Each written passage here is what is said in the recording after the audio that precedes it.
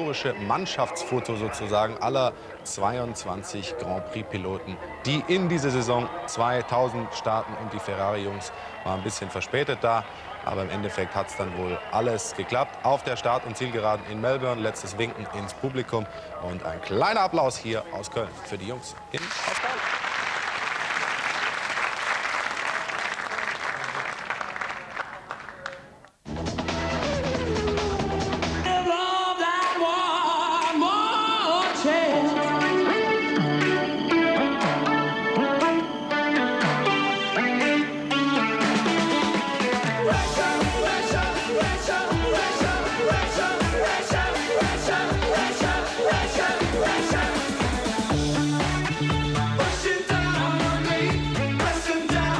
Dames en heren, hartelijk welkom vanuit de pitstraat van het We know how much fast we are, because in the beginning the test everywhere we didn't know comparison with the other teams. Now I think if everybody run with the same kilos, with the same weight, we are in good shape, and we need to wait for tomorrow to see in qualifying how the car goes.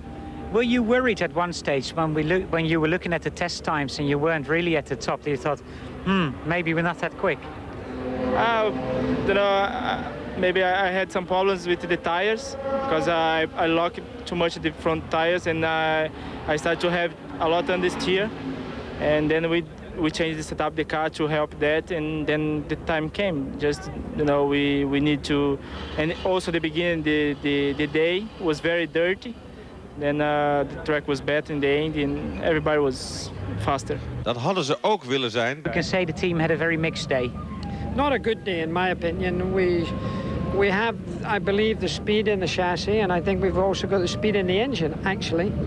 The reliability is not where it should be, and we've been plagued by that during the pre-season testing. But we're on the case, but we haven't run on new tyres. We've been running with quite a load of fuel on board. So we haven't seen the speed that both drivers are capable of producing. I think, for a while there, Eddie got fastest lap just for a short while, and he was up there in the top 3 or 4 for a long time. Johnny didn't get nearly as good a chance. He was plagued by the kind of problems that we've had in testing, where we've got a drop of oil pressure and the engine stops out on the track. Eddie had it also in the second session. So we need to get that fixed, and Cosworth are working very hard on it. What I don't understand, Jackie, is that you ended the year last year with a rock-solid engine package.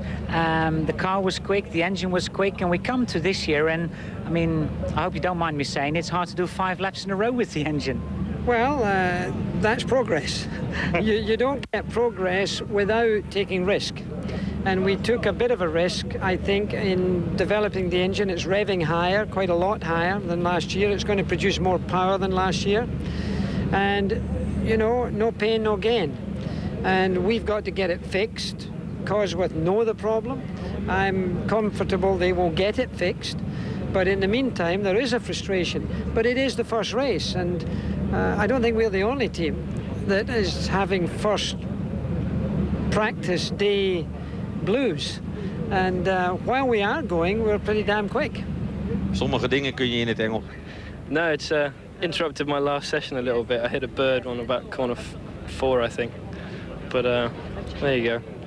Hopefully it'll be better tomorrow. Tell us about day 1, first official day, basically, in Formula 1. The first test session went well, the first hour. Obviously, we're trying things at the moment, and they're working well, I think. I don't really think the time reflects how we're going, but again, it's you can't tell anything until you get to qualifying. Is it much different to do this as opposed to testing, where you've got all day and basically can do as much things as you like?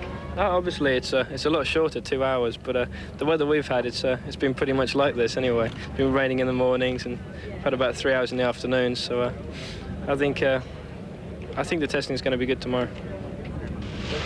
Hoe zit het dan met...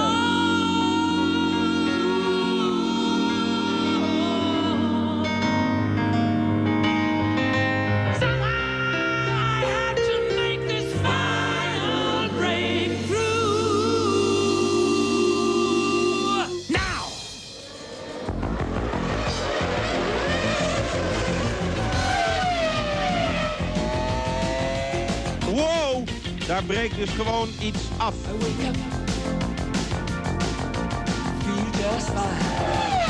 Your face fills my mind. I get religion quick, just looking to back. Honey, I'm touching something, touching me. I'm under your thumb, under your spell. Can't you see? If I could only reach you, if I could make you smile, if I could only reach you, that would really be a breakthrough. Oh, Schumacher die gaat er hard af. Wow. Breakthrough, these barriers of pain. Breakthrough, to the sunshine from the rain. Make my feelings known towards you. Turn my heart inside and out for you now. Somehow I have to make this final breakthrough.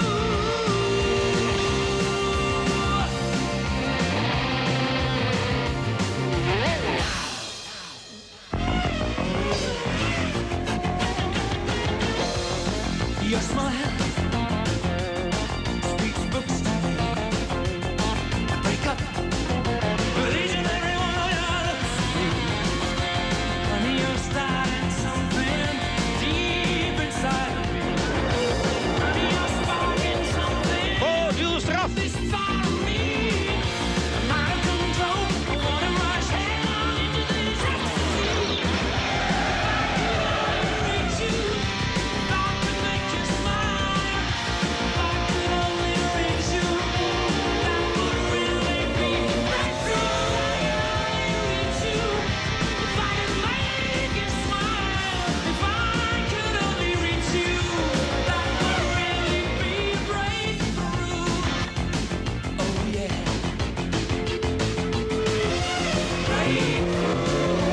Oh, Barrichello. Oh, Hakkinen. De achtervleugel. Een achterband. De achterband ploft.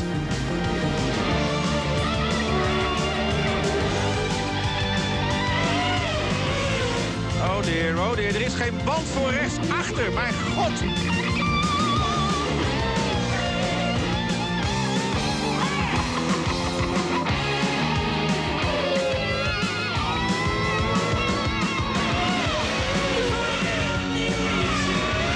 If I could make you smile, if I could only reach you, that would really be a breakthrough. If I could only reach you, if I could make you smile, if I could only reach you, that would really be a breakthrough.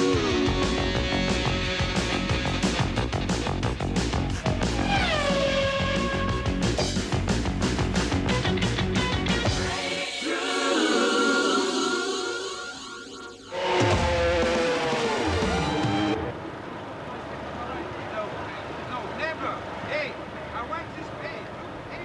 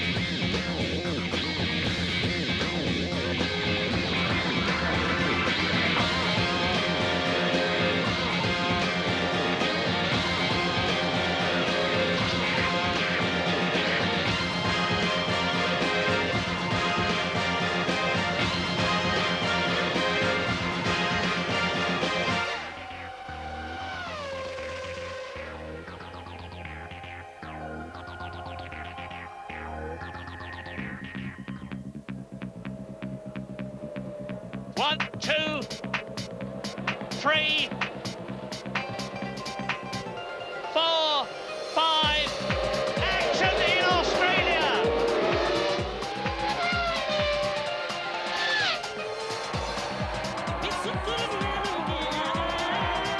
Miracle of miracles. Martin Brundle gets out of the car.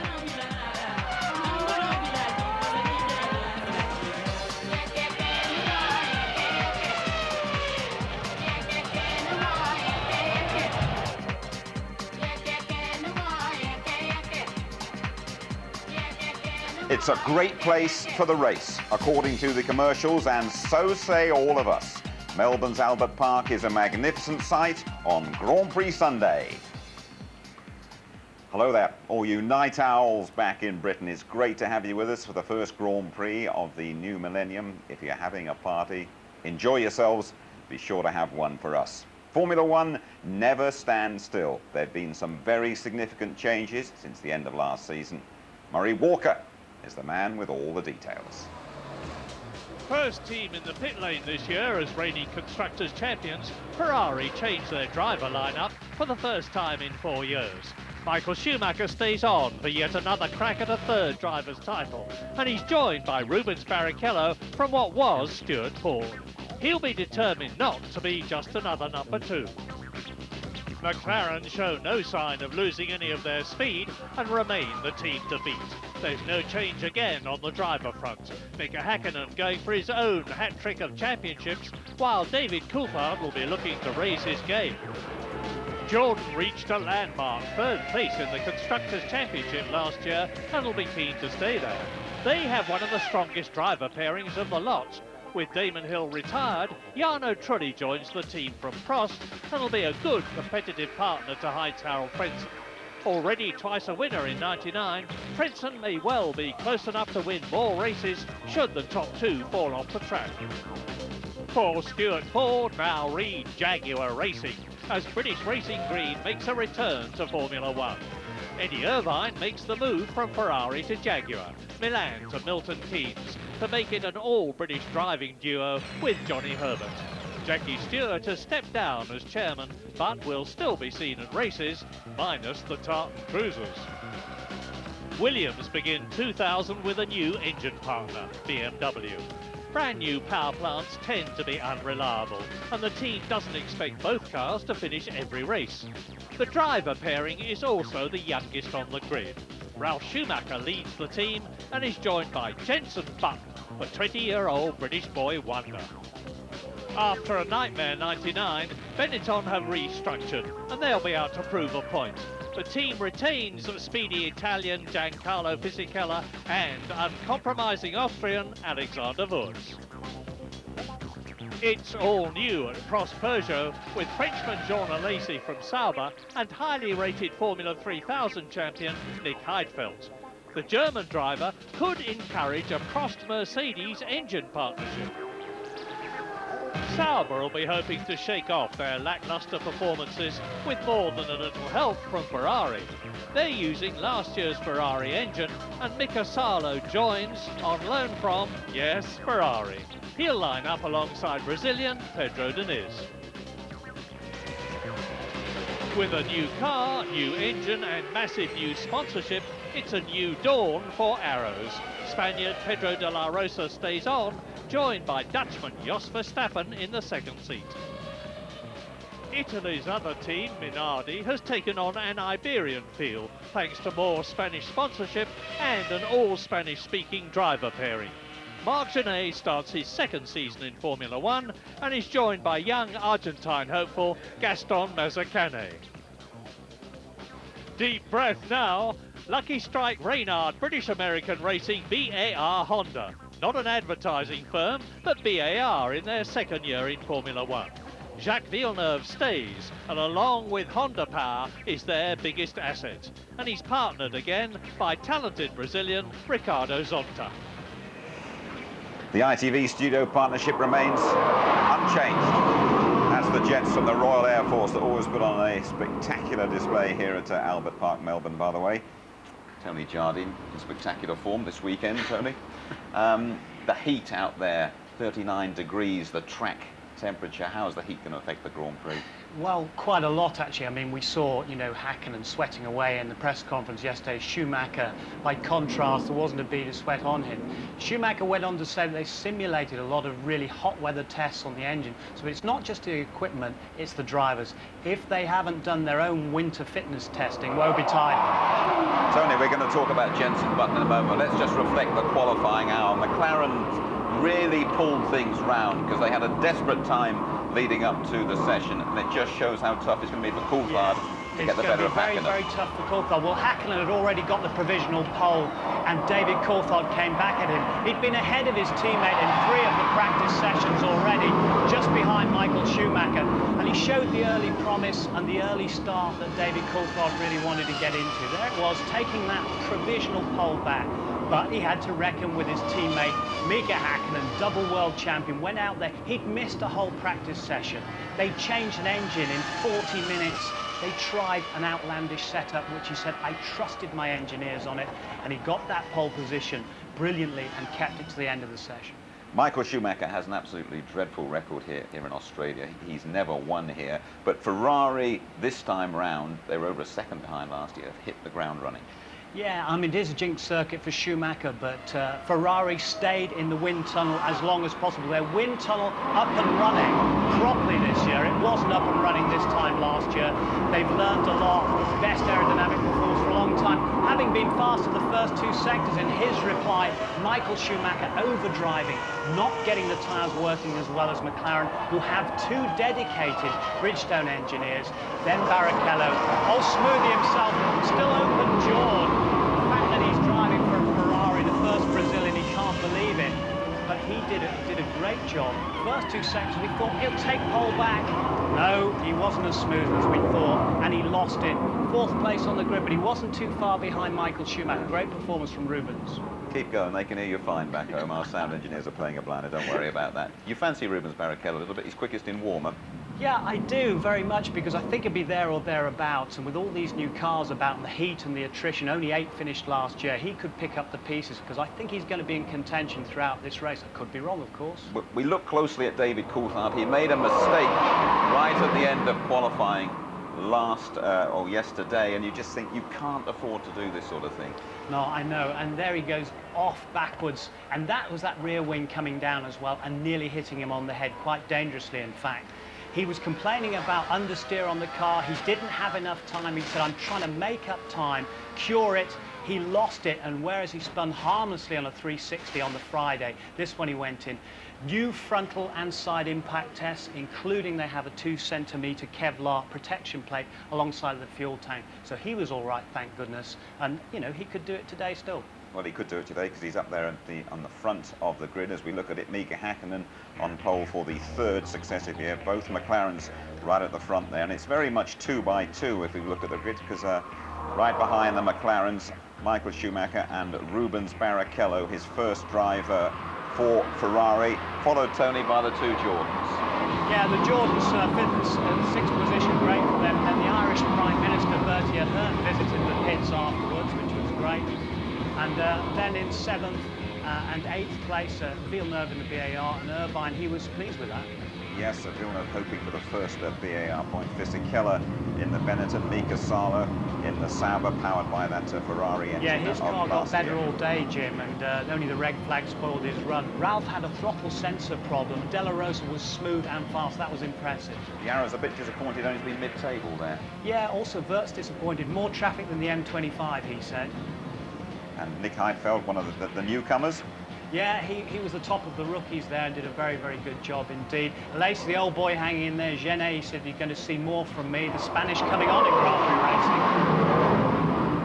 And going down the back, the very unfortunate Johnny Herbert down the back alongside Pedro Diniz.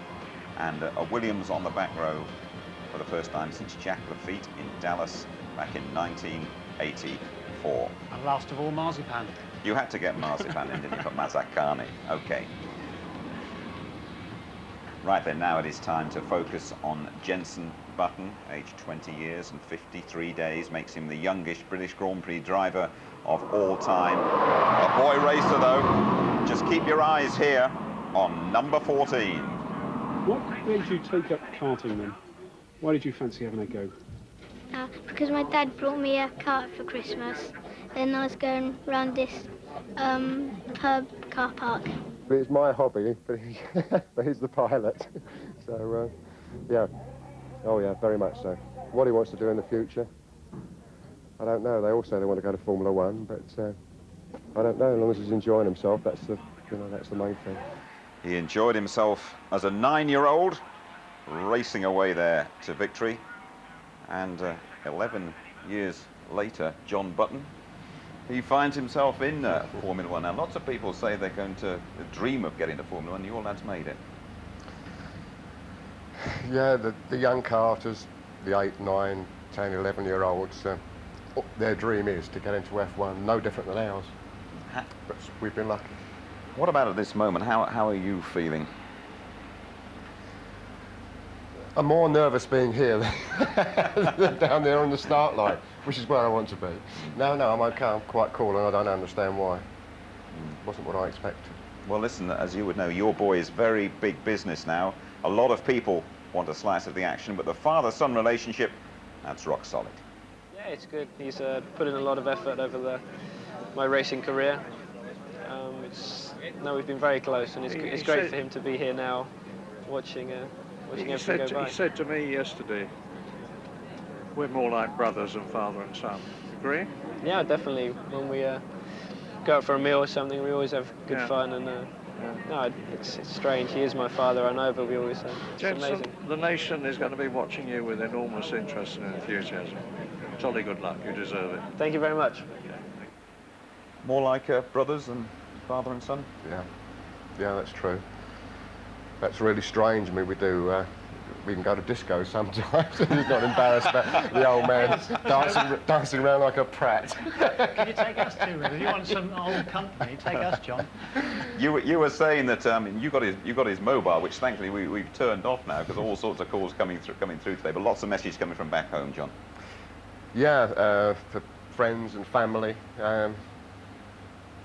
Enjoy yourself. I know you're all partying, you're in lock-ins in pubs and huge parties going on, and from the phone calls they've already started drinking, and I don't think they're going to last on the race. But can he handle the expectation? Because in Britain, I mean, one of the sad things is we do build people up and then we love to knock them down. Yes, I think he can. He's strong enough. I think he's proved the strength from his it's quite a big accident he had. And then to come out and perform as he has, with all the pressure, because it was like really bad there. No. How did you feel when you saw this happen, John? Practice yesterday. Yeah, that was a little bit worrying, but apparently when he got out the car afterwards, a marshal came up to him and Jens turned around and looked at the car to survey the damage and said, oops. I don't know how we're going to fill out his insurance claim when we get back home, but... He's too young to get insurance to drive a hire car here at the moment. But everyone round here has been giving him advice. I think even his taxi driver told him how to drive the Australian Grand Prix when he arrived, didn't he? Brilliant. We had a chauffeur with a hat. He said, we got near to the airport, 3:30 in the morning, and he said, would Sir like to go around the circuit? So I said, yeah, go for it. And he was telling me, you've got to brake hard for this one. When you get out, it's full power all the way down the straight. That was incredible. Listen, he was second in warm-up this morning. That is very encouraging indeed. What are your expectations for your boy in the Australian Grand Prix? Really to go the distance and get some race experience, especially in the temperature. No miracles are going to happen. Just a good solid race from him. Learn. He's lacking in miles. He's got to get the laps in.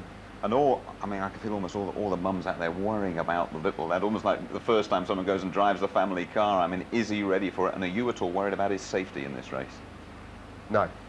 I'm not worried about the safety, and yes, he's ready for it, 100%. Okay, John, thanks very much indeed for joining us. We're just now going to actually have a word with the man himself, shall we? With Jensen Button talking in the Williams garage to Martin Brundle. Okay, I'm with Jensen Button here in the Williams BMW garage. Jensen, all the British fans want to know, as you're minutes away from going out to the grid for your first Grand Prix, what's going through your mind? Obviously, I'm a I'm a bit nervous being my first Grand Prix in a Formula 1 car, but I'm also looking forward to it, and I can't wait to be on the grid. I would have rather been a lot further forward on the grid, but being back in 21st, I think a lot of the pressure's off of me now. Anyway, I can understand that. You seem very calm and collected. Qualifying was the nightmare scenario for you, wasn't it, with the car problems, jumping in the T car with just a few minutes to go. We've all experienced that in our Grand Prix careers, but you didn't need it in your very first Grand Prix. What happened through there? Well, to start with, we went out in the race car. The setup felt good, looking for a good time, and we had some fuel problems. The engine was cutting out on the exit of the fast right-hand corners, so I had to come in, and the same thing happened again and again. So we moved to the T car, went out, thought it was going to be a good lap, yellow flags, and then the next lap it was red flags, so I didn't really get a chance to improve on my time. And how did you keep you calm through that? Were you able to just breathe out and just keep your head because you had so few minutes left? About 20 minutes to the end, I was a bit nervous because I still hadn't qualified for the race due to not being able to complete a lap. But afterwards, when I got the time, and the last few laps were very annoying because I knew that there was so much more in the car and in myself. But here we are. How are you going to play the race? It looked quite good in the warm-up and a time much quicker than qualifying. How are you going to play the race? I think I've just got to relax, and the first couple of laps I think are going to be pretty hectic from what I've seen in a first race of a season in Formula 1. It's going to be pretty hectic on the first couple of laps. I should think I'll be hanging back, and hopefully we'll get to the end, but we'll see. Good luck. We won't hold you up anymore. Have a great day. You must be very proud looking at that. This is the day you've been dreaming of. Yeah, that's right, but funny enough, when it's there, all I could think of was his university friends back home who must be sort of 10 feet off the ground, stuck to the ceiling by now. I'll see in the interview. Also, two great letters, Jim, as well. Nigel Mansell wrote a nice letter to Jenson Button, so did John Surtees, with words of encouragement. I think that's brilliant from Michael Schumacher gave him a nice handshake a little while ago on the grid there, didn't he? That was a strange feeling to see that. Yeah, it took the trouble to do that. We're all proud of him. We all hope he goes very well indeed, and we appreciate you joining us today, John. Thanks a lot. Thanks, John. And there we are, the outside. You probably have heard them. The RWF F111s dropping fuel and lighting the old afterburner. A spectacular sight above Albert Park at Melbourne. The Grand Prix due off in just under half an hour's time, and they always give terrific value, terrific entertainment here. I have to say, this is my favourite Grand Prix of the lot. Okay, well, we're talking about Jenson Button. His teammate Ralf Schumacher scored all 35 points for Williams last year. They finished 5th in the Constructors. And just to remind you, Mika Häkkinen ended up taking the driver's title by just 2 points from Eddie Irvine, who, of course, drives now for Jaguar. This time round, we have an extra race. It is the American Grand Prix. We're all looking forward to that one. Indianapolis, September the 24th. The British Grand Prix comes up very sharply indeed. Race 4, 23rd of April. That is Easter Sunday. And a race basically every fortnight right the way through till October the 22nd. Follow all the action right here on ITV. 17 races in all. Right then, what is to stop Mika Häkkinen winning the title 3 times in a row? There's Michael Schumacher and Ferrari, of course. And Häkkinen's teammate David Coulthard, who's just about reinvented himself in a bid to become #1. James Allen reporting. This year, Mika Häkkinen will attempt to become the first man since Juan Fangio in the 1950s to win 3 consecutive world titles. But don't be fooled into thinking that Michael Schumacher is his only opposition. David Coulthard is determined to step out from Häkkinen's shadow. He's obviously got more experience. He's, you know, the backbone of the team in terms of the emotional support. And, you know, I'm not making excuses. It's just a fact. And, you know, that when it comes down to the area that we have to perform in, then it comes down to tiny little differences, and it's probably meant that, you know, when it's come right down to the wire, he's been able to draw on that, where I haven't been able to draw on that. So really it's just a year's more experience, hopefully mentally a bit stronger, physically a bit fitter, and just take it from there. You know, what happened in the past doesn't mean that I can't change the future. Obviously, David and me, you know, we're gonna try fast as we can all the time. And performance on the track is very small between me and David. Over 4 seasons together, Häkkinen has clearly had the upper hand. He's won 14 times to Coulthard's 5, out-qualified the Scot comprehensively and scored a lot more points. The world champion is clear on what it takes to be McLaren's top dog.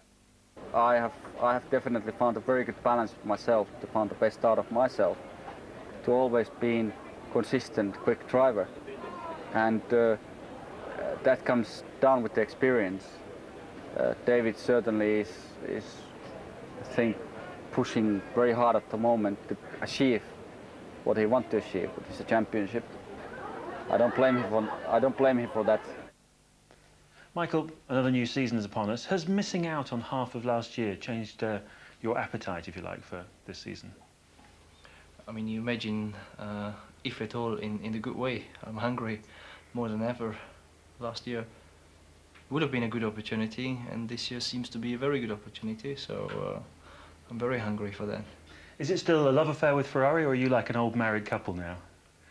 No, in motorsport, I don't think you can say you're becoming a old married couple, because it's always changing, always new people.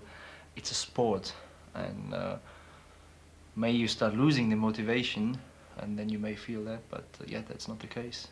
This new car seems to be quite well born. It's compared to the way you were this time last year, you seem to be quite a lot faster from the testing times. Is that the case?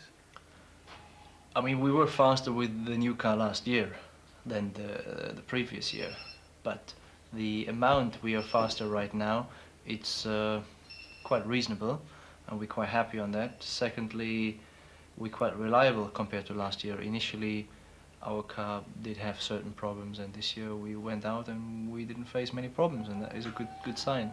It's going to be a fascinating year, isn't it? Because, I mean, you're acknowledged as being the best driver of modern Formula One, and yet if Mika wins this year, he'll have won 3 World Championships during your career. I mean, I'm sure you wouldn't like that to happen at all, would you? No. I mean, we are there not to let it happen, and we're confident it will not. But saying that, I mean, he did the last 2 years, he did a good job, no doubt. Last year was obviously a little bit special, but nevertheless, we will see what will happen this year. It's a very interesting situation going on at McLaren at the moment, I'm sure you're aware of, with Coulthard saying he's reinvented himself over the winter. He's much more aggressive. He's going to come out of Häkkinen's shadow. I'm sure you're hoping that that will happen. You'll be able to perhaps profit from that situation. Yeah, if it is the case, yes, exactly. Do you think it could be the case?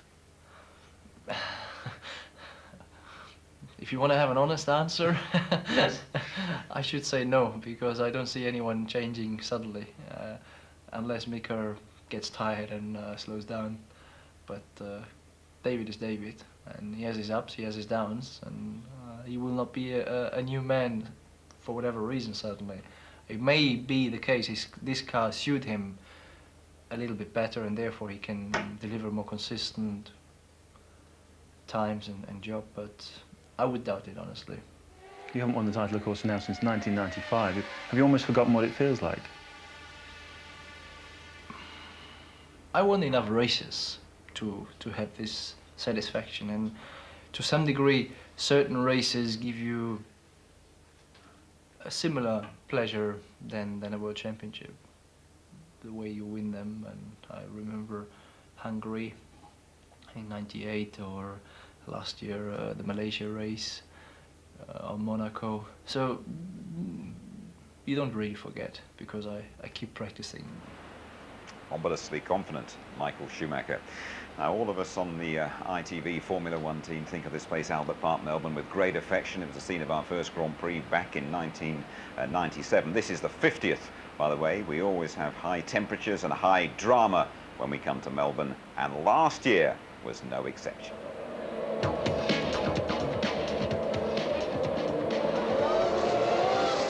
what a dramatic start to the Grand Prix. All looks a bit amateur hour at the moment.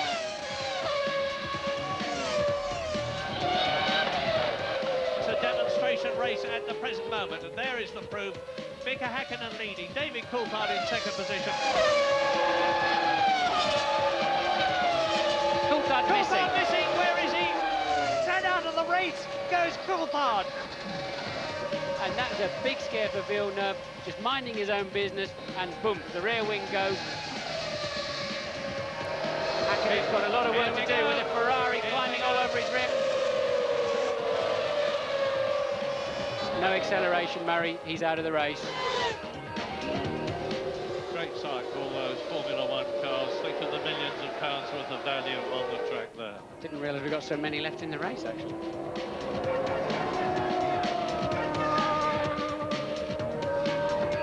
Teddy Irvine gesticulating at Zonta.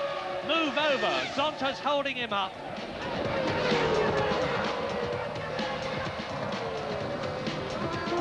Teddy Irvine in the Ferrari just wins the Australian Keep going, Eddie, the Grand line's Prix. there, that's it, well done. Fabulous.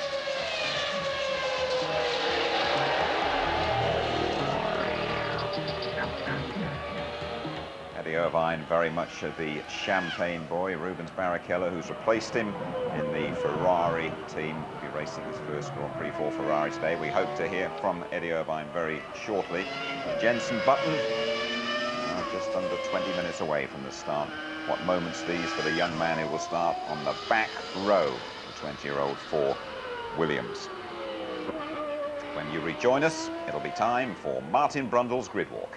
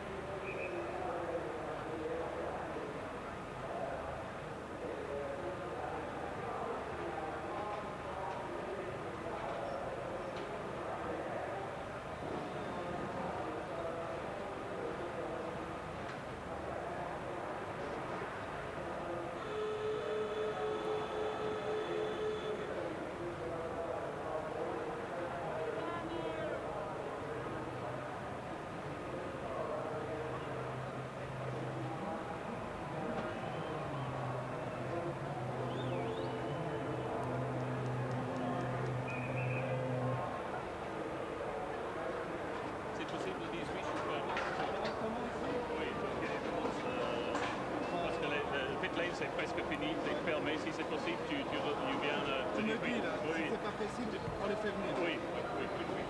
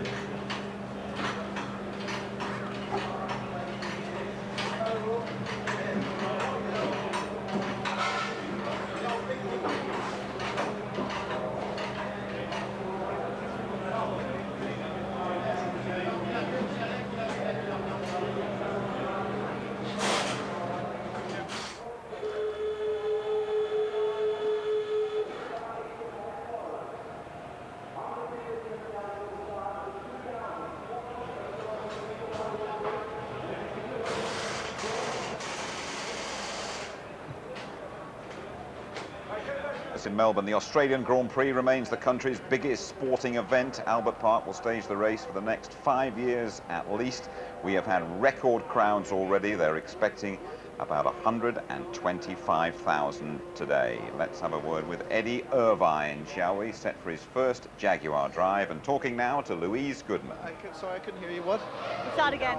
Eddie, at the start of this weekend, Johnny was talking about Jaguar possibly pulling off a surprise win. Now, he's going to be pushed from where he's starting. It would surprise me. Could you do it from here? You never know. If we can get to the finish, there's plenty of cars ahead of us that probably mightn't be able to. That's our only chance, but I would say we're probably slightly worse off than a few cars in front of us. You know, I'd say McLaren are looking pretty strong. They've done a few race distances, so we just gotta hope for best. You know, it's early days yet. We just gotta. It'll be nice, but I'm not holding my breath. Stood here in the Melbourne sunshine, does it bring back any memories of your victory, your first victory here last year? I've forgotten all about that now. Honestly, it's I'm thinking about this afternoon, and then after this afternoon, you think about next week, and you know, history. Best of luck to that all-British Jaguar team. Martin Brundle believes in finding the stars on the grid walk, and I think interview 1 in the year 2000 is going to set a very high standard. Martin. Hello, Jim. Hello, everybody. Congratulations for getting up early or setting your video correctly. The big story here is, and nobody seems to know the answer, is which is fastest, the Ferrari or the McLaren? Ferrari seems to have a one-lap pace, but the McLaren are on the front row of the grid. My tip at the moment is the piano sitting here at the front of the grid. I've never seen that before. I don't know whether it's wired in or anything, but what on earth it's doing there, I have no idea. Here's a man I want to have a quick word with, George Harrison. George, you're looking fantastic. You've had a pretty terrible trauma recently, and it's great to see you here. You're a big friend of Formula One. Thank you. Yeah, I'm fine, and as you can see, I'm fit again. I came very close, but I'm feeling okay. You know, everything's good. Okay, there's one. Thank everybody who sent me messages. It was overwhelming, you know. That helped a lot to recover.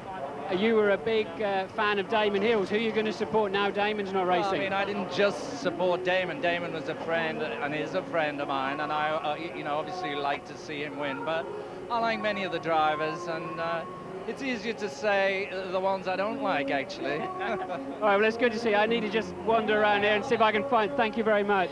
Now, I want to see if I can find somebody who can give us a bit of a nod on what they think. I don't know whether anybody will talk to me. I'll give it a try. If I was them, I wouldn't, I have to tell you now. But anyway, let's give it a try. Nothing ventured, nothing gained. Mika. Mika. Hello, Mika. Are you interested to talk to me today? No. Okay, good. So we'll carry on then. all right. Listen, I'm just telling our viewers over in England that really it's very confusing. Who's fastest, Ferrari or McLaren? Well, look at the grid. I know, but what about the warm-up? What about yesterday morning? Well, you know, what about yesterday morning? I did only 6 laps or something like that. Well, that's true, yeah. You didn't get much running on the track. I have to say you were pretty... But I understand what you're saying, you know. The racing is very tough at the moment. I think, you know, us and Ferrari, the times are very close. The lap time different maybe is 1/10, 2/10, only is that. So maximum attack today, then it's going to be harder than last year. It's going to be very hard indeed, you know, and just have to stay cool. You know, my mission here is to score points. Thanks, mate. I'm going to go down the grid and see what Ferrari say. See you later.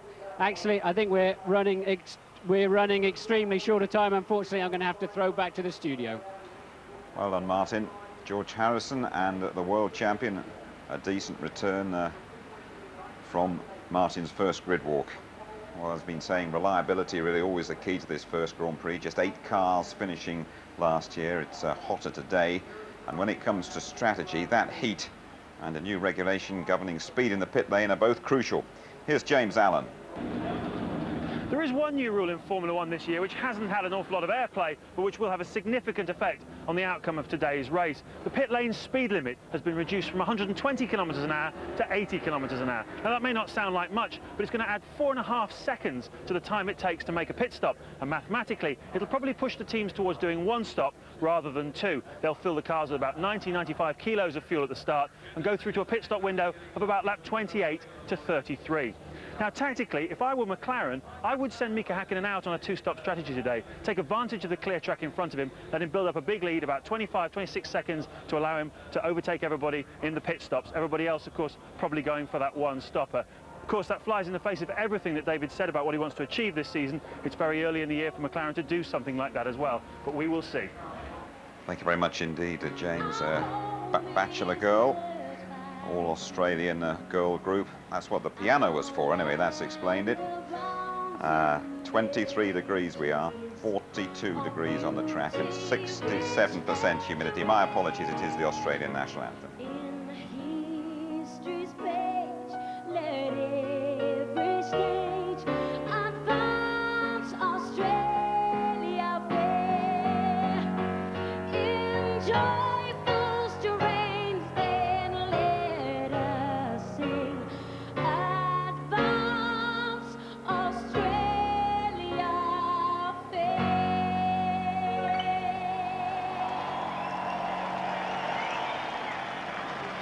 Formula One's winter hibernation is almost over. We're about to discover who'll rule in Aussie this time round.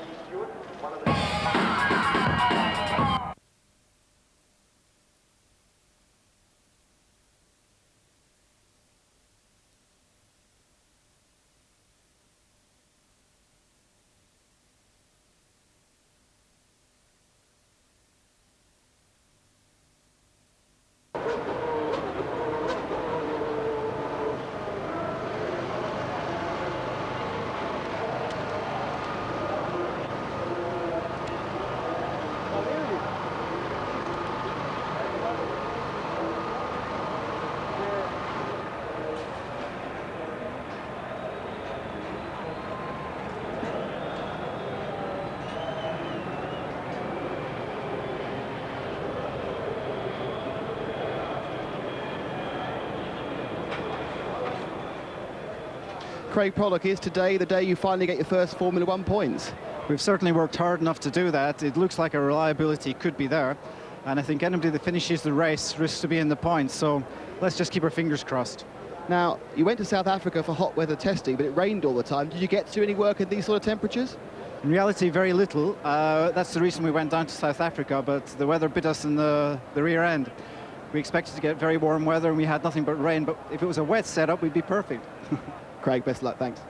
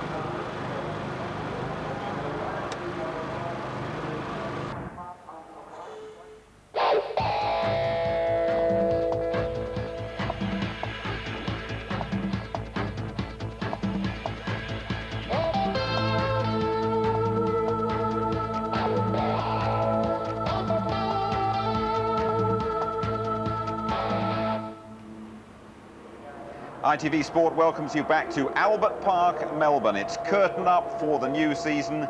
Enjoy the Australian Grand Prix with Martin Brundle and the man affectionately described in these parts as Vroom Vroom Walker. Hiya, Murray. Jim, thank you. They've designed the new cars, they've tested them for weeks, they've polished and honed every facet of their teams. They've qualified for the Australian Grand Prix, and now, look down, it's almost time to race. Round 1 of 17 starts the 2000 Formula One World Championship here in Melbourne. Almost time to go. Perfect weather, fabulous location. Who's going to win? Well, who knows? I'll tell you something, Jean Alesi is in real trouble for his first drive for Prost. Into the garage, out of the car, with a very unhappy expression on his face. They've now put him in the spare car in the garage. He'll be starting from the pit lane. But there is the man, and Martin, he amazes me. You walk up to him, he's about to get in the car, the double world champion, and start the Australian Grand Prix. You put a microphone in his face and he talks to you. Must be the vodka they have going through their veins, I think, up there in Finland. And yeah, Mika does seem very cool, actually. And yesterday he was particularly brilliant, I think, having missed most of the morning. To stick the car on pole was quite sensational, and certainly gave Michael Schumacher something to think about. Michael was in the press conference saying, hey, third or fourth, it doesn't really matter. But it does matter to him. He was very angry about it. And I know people who know him and saw him later on saw a completely different Michael Schumacher. But what's confusing is just how fast that Ferrari seems to be when they, you know, when they can string a few laps together. Michael says we didn't use our tyres properly in qualifying, so you know the paddock is pretty much expecting the two Ferraris, if they don't get ahead at the start, to be pushing the McLarens quite hard. But you know, we were wrong about that yesterday. The amazing thing is the first 5 on the grid are absolutely identical to last year. 2 McLarens again on the front row of the grid, 2 Ferraris on the front row of the grid, but 4th last year was Rubens Barrichello. He's 4th this year. Last year it was in a Stewart, and this year in a Ferrari. 5th on the grid, Heinz-Harald Frentzen, and his new teammate, Jarno Trulli, and he's been going well. But no one has said this yet, and it needs to be said, I think. Jenson Button, of whom so much is expected and he's got so much attention being paid to him, was actually 2nd fastest in the warm-up this morning. And that is quite incredible when you bear in mind that he went off the track yesterday, had all sorts of problems. I thought he was astonishingly calm, cool and collected when you were talking to him. Yeah, he did seem very mature, didn't he? I mean, I'm sure the warm-up time was a bit of a confidence booster, probably not on full fuel, because you know, he was best part of 1.5, 2 seconds faster than teammate Schumacher. Well, then it's a spectacular time that means he should be screaming through the field. I think we should reserve judgment on that one, but nonetheless, it was a lap time, however much fuel he was on, that was within half a second of Ralph's qualifying time yesterday. So, and Ralph would have had no fuel in the car. Of course, nice and cool conditions this morning, unlike the track temperatures of 51 degrees towards the end of qualifying yesterday, which, as we've spoken about before, gives up an awful lot of grip. I can see a Lacey out of the window here, lining up at the end of the pit lane. Now that's a drama, because that means everything is cold. He's not going to get an installation lap to go round to the grid. Stone cold brakes, stone cold engine and gearbox. Tyres not up to full operating temperature at all. They're already losing heat now the blankets are off. That's Salo. That's a different picture. That's Salo actually on the grid, of course, in the Sauber. So a Lacey, and I know in '96 I started the 2nd race here from the pit lane, and it was staggering how little grip you had when you arrived into those first few corners. But Lacey's experienced enough, the most experienced man on the grid, to cope with that. Pedro de la Rosa in the new Arrows are very impressive in his 2, and his teammate Jos Verstappen is 13th on the grid. So a 58-lap race. And there they are, soon to start the formation lap, the parade lap before the start, the Australian Grand Prix.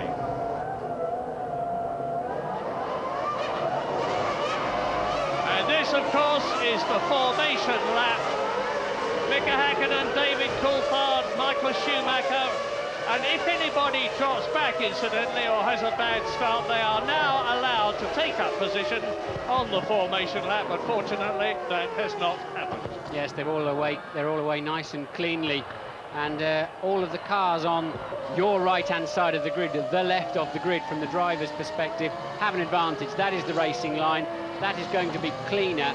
Fortunately here, there's an awful lot of races through the 4-day period, and it does tend to even that grid up a little bit in terms of the level of grip. But still, Häkkinen's side of the grid, the odd numbers, will have more grip away.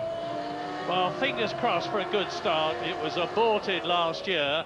Michael Schumacher stalled his engine and had to start from the back of the grid, and then the 2 Stewarts nearly burst into flames. Interesting tactics here. Look how hard the 2 McLaren boys are taking that field round. That's very unusual. Normally, they'll have to back off in another couple of corners and bring the field together. Otherwise, they'll be standing at the front of the grid for the best part of a minute. They've got to hold the field up towards the end, but they really did scream away. Looked pretty much like a tactic to me. This is the approach of turn 11 and turn 12, the right-hander there. They accelerate up to about 165 miles an hour as they go past the Powerhouse Exhibition Centre, the one with the white roof there then down. This is a 16-turn course. The lap is 3.27 miles. Everybody, my understanding is everybody except Jenson Button on the softer tyres, and I'm also expecting very long first runs here, probably mid-30s in terms of laps before they come in.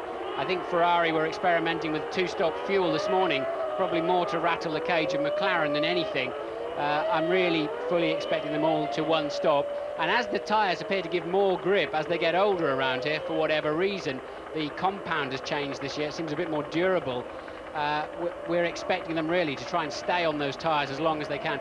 That means the cars are very heavy on the line, Murray. Yep, and a credible thing in the warm-up this morning, Rubens Barrichello in the Ferrari was fastest, an amazing 1.6 seconds faster than anybody else. Quite what that means, I don't know. What it means exactly is the difference between running a one-stop fuel load and a two-stop fuel load. That weight put into the computer equates exactly, and what it also means is there's very little in the pace between Ferrari and McLaren. We'll see. There are the two McLarens. World champion Mika Häkkinen driving through the heat haze. David Coulthard peels off behind him. Michael Schumacher pulls up behind Häkkinen. Barrichello behind David Coulthard. There are the two yellow Jordans in their new brighter livery. Yes, Coulthard and Frentzen have lined themselves up at a slight angle to try to get over on that cleaner line as soon as possible, and Alesi patiently waiting in what must seem a very quiet pit lane. Well, he was starting 17th on the grid. He's now effectively starting 22nd. A big penalty, not as bad as it might have been, though. And just look at the heat. It's about 40 degrees on the track down here. Lights are on, the red lights are on. 3 lights, 4 lights, 5. It'll go out, and it will be go in Australia. Lovely start by Mika Häkkinen. David Coulthard's going well. Schumacher is third, and coming up very well is Harold Frentzen in the yellow Jordan. He's past Rubens Barrichello. Rubens Barrichello goes down a place, and it looks to me as though everybody is through the first sequence of corners, and Mika Häkkinen has got David Coulthard riding behind him. There is Rubens Barrichello. A terrific long jam of cars. Are they all going to get round this corner? Yes, they do. Round the Sports Centre corner. And so it is McLaren leading as it was last year. McLaren second as it was last year. Michael Schumacher is third. Frentzen is fourth. Barrichello is fifth. Trulli is sixth. And in seventh position, well up, is Jacques Villeneuve in the BAR. Yes, despite all of their practice and testing to get away, the Ferraris were both particularly tardy off the line. And fortunately, Michael Schumacher was able to stay ahead of the Jordans, but Rubens Barrichello dropping down to fifth place. Well, I tell you, the Jenson Button is going through this field like a hot knife through butter. I saw the last 5 together, and he was not amongst them. Indeed, I believe he's up with his teammate Ralf Schumacher. We'll have to look down the field. He's up into 15th position. Jenson Button has moved up from 21st on the grid to 15th before the end of the first lap. Mika Häkkinen, there he is, from Finland, in the McLaren. And now, look, this is very different to last year. Last year, the two McLarens, Häkkinen and Coulthard, majestically strode away from Michael Schumacher. They're not doing it this time, but the first 3 are stretching away from the first Jordan. Lap 1 completed. Look at the gap there. This is great stuff already, and we've got to have 58 laps of this. It's going to be a long, hard, tiring race. Hard on brakes. When are the fuel stops going to come? McLaren, Ferrari, Jordan, Ferrari. Marc Genet has gone into the pits already, and at the end of the first lap, Jenson Button is in 15th place. Behind Rubens Barrichello, Trulli is 6th, Villeneuve is 7th, Mika Salo is in 8th position. Eddie Irvine in the Jaguar has dropped down 2 places tonight. And Herbert is out of the race. Johnny Herbert, who's had an appalling weekend, is already out of the race. He's at the end of the pit lane here, so he's past the white line, now in vision with you, and, well, no way they can recover that car, and there's no point in doing so anyway, and Johnny, well, what's he got to do? We say this every year, don't we? Do. Well, Jaguar have got a very special oiling system combining the oil in the engine and the gearbox. It's given a lot of trouble and is continuing to do so. And I don't know what's going to happen here. It looks like, oh, and this is why Johnny's out of the race. Look, he was minding his own business, going around the outside, and a Sauber and probably a BAR on the inside touched and just ran into him, has clearly damaged his car. Yeah, I was just looking to see where Herbert was at the time. What's interesting here, Murray, is the McLarens are actually just stretching away gently. Look, it was 1.4-second lead that Häkkinen had over Schumacher at the end of the first lap. Let's see what it is this time round. 2.2, look, so he's a full 8/10 up. So Michael Schumacher not showing that blistering pace yet. You heard what James Allen was saying, that it was sensible strategy, see, to a lot of people to put Mika Häkkinen on a two-stop strategy, David Coulthard on a one-stop strategy between Häkkinen and Schumacher, which is where he is now. That would fit the circumstances at the present moment, with Mika Häkkinen definitely making the pace and a gap developing between Schumacher, who is third, and Frentzen, who is fourth. That gap, 3.4 seconds. Yeah, I'd be surprised if Häkkinen's on a two-stopper, to be honest, because I think that means unless he can really skate off into the distance, at some point he would have to overtake at least one of the Ferraris. So I think Häkkinen is just blisteringly fast in these early stages, which almost Senna-esque he's tended to be in the last few years. Yeah, Mika Häkkinen has got this incredible ability, which he demonstrated yesterday, to pull out something very, very special when it's needed. He did it for qualifying yesterday when he took that pole position for the 22nd time in his career. He's doing it again right now. Well, both McLarens failed on Saturday morning, where Ron Dennis assures me they know exactly what the problem was and it can't reoccur. Remember, the Ferrari was far more bulletproof last year in the reliability stakes than McLaren could achieve. So Michael will be probably reasonably happy sitting there, slightly disappointed the McLarens are pulling away from him, but it seems like he's pegged it this time around. Well, the thing that's interesting me at the moment is that I did not expect, the gap has increased very slightly to 2.4 seconds between Häkkinen and Schumacher. I did not expect Heinz-Harald Frentzen to get ahead of Rubens Barrichello in the Ferrari as quickly as he has, and to stay there. They're battling very closely on the track. We haven't seen them, but the Jordan is tucked right up under, and behind is Jarno Trulli in 6th position. So the two Jordans are 4th and 6th. Here are the leaders, McLaren, Ferrari, then Frentzen, then Barrichello, then Trulli. Yes, I expect to see more of Barrichello later in this race. He's particularly good around this racetrack. Plus, he's been so mature all through the weekend and so calm. He seems to be completely under control. Louise is with Johnny Herbert. Johnny, that was hardly worth doing your seatbelts up, was it? Well, it's been a weekend like that, to be honest. It's been very difficult for everybody. We knew we had an engine sort of problem. We hoped we'd come here and obviously got rid of most of that, but we still haven't. So we've got to put ourselves together, obviously, regroup, really delve into it and find the problem, of course. We have a few other reliability issues as well we need to do. But, you know, generally it's, we know the car, when it runs, is actually a capable car. But obviously it's just a bit frustrating, like today, where you get a good start, you're getting a little bit, all right, it was a bit, I think Pedro got pushed by someone, he got pushed into me. But then the clutch went directly after that, so I was already on my way out, which is, you know, it's just a shame because we need the mileage now. Things can only get better. Well, you're watching now the Jordan followed by the Ferrari. It's Frentzen and Barrichello.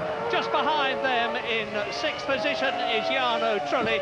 Where is Johnny Herbert's teammate Eddie Irvine in the other Jaguar? He started 7th. He's been passed by both the arrows of Verstappen and De La Rosa and Mika Salo's Sauber and Villeneuve's BAR. So Eddie Irvine, the man who won this race for Ferrari last year, is down in 11th place. And Mika Häkkinen has now just made another fastest lap of the race. He's really flying, 1 minute 33.9. Well, Barrichello's got a job on to pass that Jordan, which is not too slow in any part of this racetrack. Barrichello's got the faster car at the moment, that's clear to see.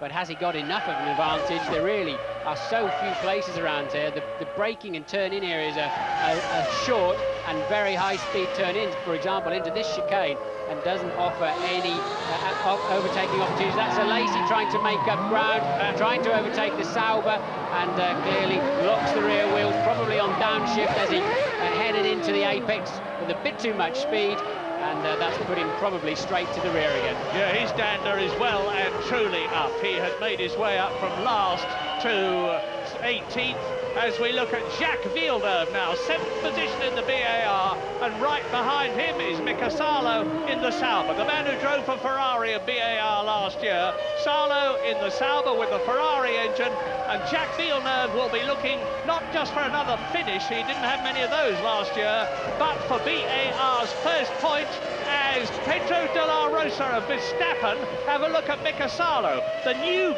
orange arrows are going magnificently with the Supertech engine. They've got a brand new chassis, they've got two very tidy drivers, and one of them, Pedro de la Rosa, you can see in 10th position, is swarming about all over Salo, and behind the second one, Jos Verstappen, is Eddie Irvine in the Jag. Yes, and I'm expecting that arrows to be quick through the entire race. Looking at it, remember I said in qualifying yesterday, it's very supple at the rear.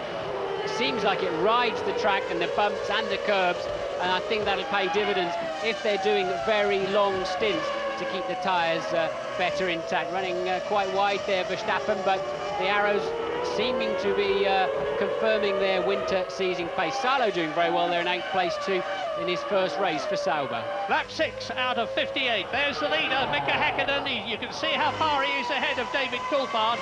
Look now for the Ferrari of Michael Schumacher. It's about 2.8 seconds down the road as Häkkinen comes through to complete his 6th lap. But Michael Schumacher is still very, very much in touch with the leaders. Frentzen is still 4th, then Barrichello and Trulli. Mika Häkkinen has just done another fastest lap, and Michael Schumacher goes quicker again. Michael Schumacher is piling on the pace. He's closing slightly. He's got it down to 2.7 seconds. Yes, Schumacher's very fast in the last section of the racetrack, over half a second a lap faster than McLaren's, and that's where he's able to make it up. So Michael beginning his charge now. Barrichello still tucked up behind Frentzen by just 0.2 of a second. Button dropped back to 16th place. He's lapping about 2.5 seconds slower than the leaders per lap. And that is nothing to be ashamed of in his first race. Incidentally, it's the first race, of course, for the BMW V10 engine in the two Williams cars of Jenson Button and Ralf Schumacher, who is in 13th position, Ralf Schumacher. And David Coulthard is now taking up the attack. Fastest first sector this lap of 3.3 miles is split into 3 sectors. Eddie Irvine has spun, and it looks as though both Jaguars are likely to be able to shove off, says Eddie Irvine to the marshal. Yeah, well, the engine stalled, so Eddie's just trying to manoeuvre it, 3-point turn it out of the way, and he wanted to decide which direction it was going in. So the safety car is standing by, we see from the computer here, but I think they'll clear that more than quickly. Oh, there's a wheel off there too, so whose wheel is that? Somebody else must have crashed in there too, you know, because Eddie Irvine had 4 wheels. Eddie Irvine had 4 wheels on his car. Look, there it is. So somebody else, not in our... Safety car is out. Safety car deployed, and we think it's De La Rosa has gone off into the wall. Well, that makes sense because they were together in 10th and 11th places. And as in 1999, so in the year 2000, the safety car goes out, which gives Michael Schumacher the opportunity to close up on David Coulthard, and David Coulthard to close right up on the race leader, Mika Häkkinen. There they are, first, second and third. What I suspect happened is De La Rosa's gone off and collected Irvine or distracted Irvine in the process, but we're waiting for a replay of that. Now let's have a look here. We're going to find out. De La Rosa running wide, look, and he's lost control there. That's very strange. Is that the same car? I think that's Verstappen. That was Verstappen, not De La Rosa. Yeah, and this is the look, the front suspension failure on Verstappen's car. I wonder if it was the same problem for De La Rosa. So both arrows off in the same lap. Well, a bad opening Grand Prix for Jaguar with Johnny Herbert and Eddie Irvine both out by the 8th lap. Don't be too discouraged, though. There's a long and very steep climb in Formula One to reach the top. And Jaguar are right at the bottom of the ladder now, starting with what was the Stewart team, but there's a lot of new things in it and a completely new motor car. So we're now on lap 8 out of 58. The field will close right up while they remove the broken bits of motor car, and the race will effectively restart, but from a rolling start instead of a standing start. Good news for Jensen, of course. That's moved him up to 13th place and enables him to close back up to the leading pack. So at the moment he's tucked up. He was just 0.6 of a second behind Wirtz before the safety car came out. Now, one of the problems in this sort of a situation is to make the safety car go fast enough. Well, we'll soon see, but whilst this temporary lull is happening, we're going to take a break.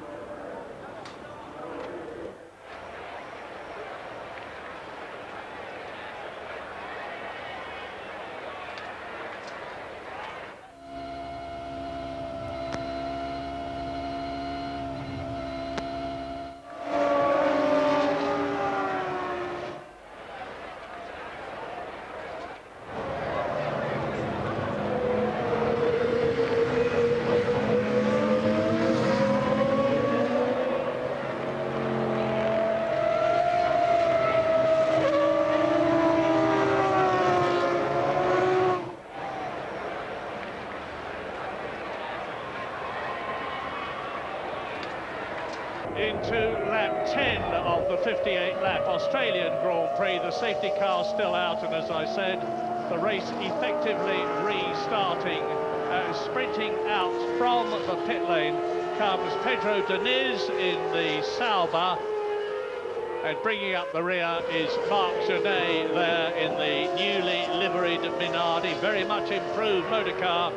And the news, incidentally, that the takeover by the Spanish Telefonica organisation is almost completed, and it's quite likely that it will have been by the time of the Brazilian Grand Prix in 2 weeks' time, in which case the Minardi team will all move out to Spain from Italy.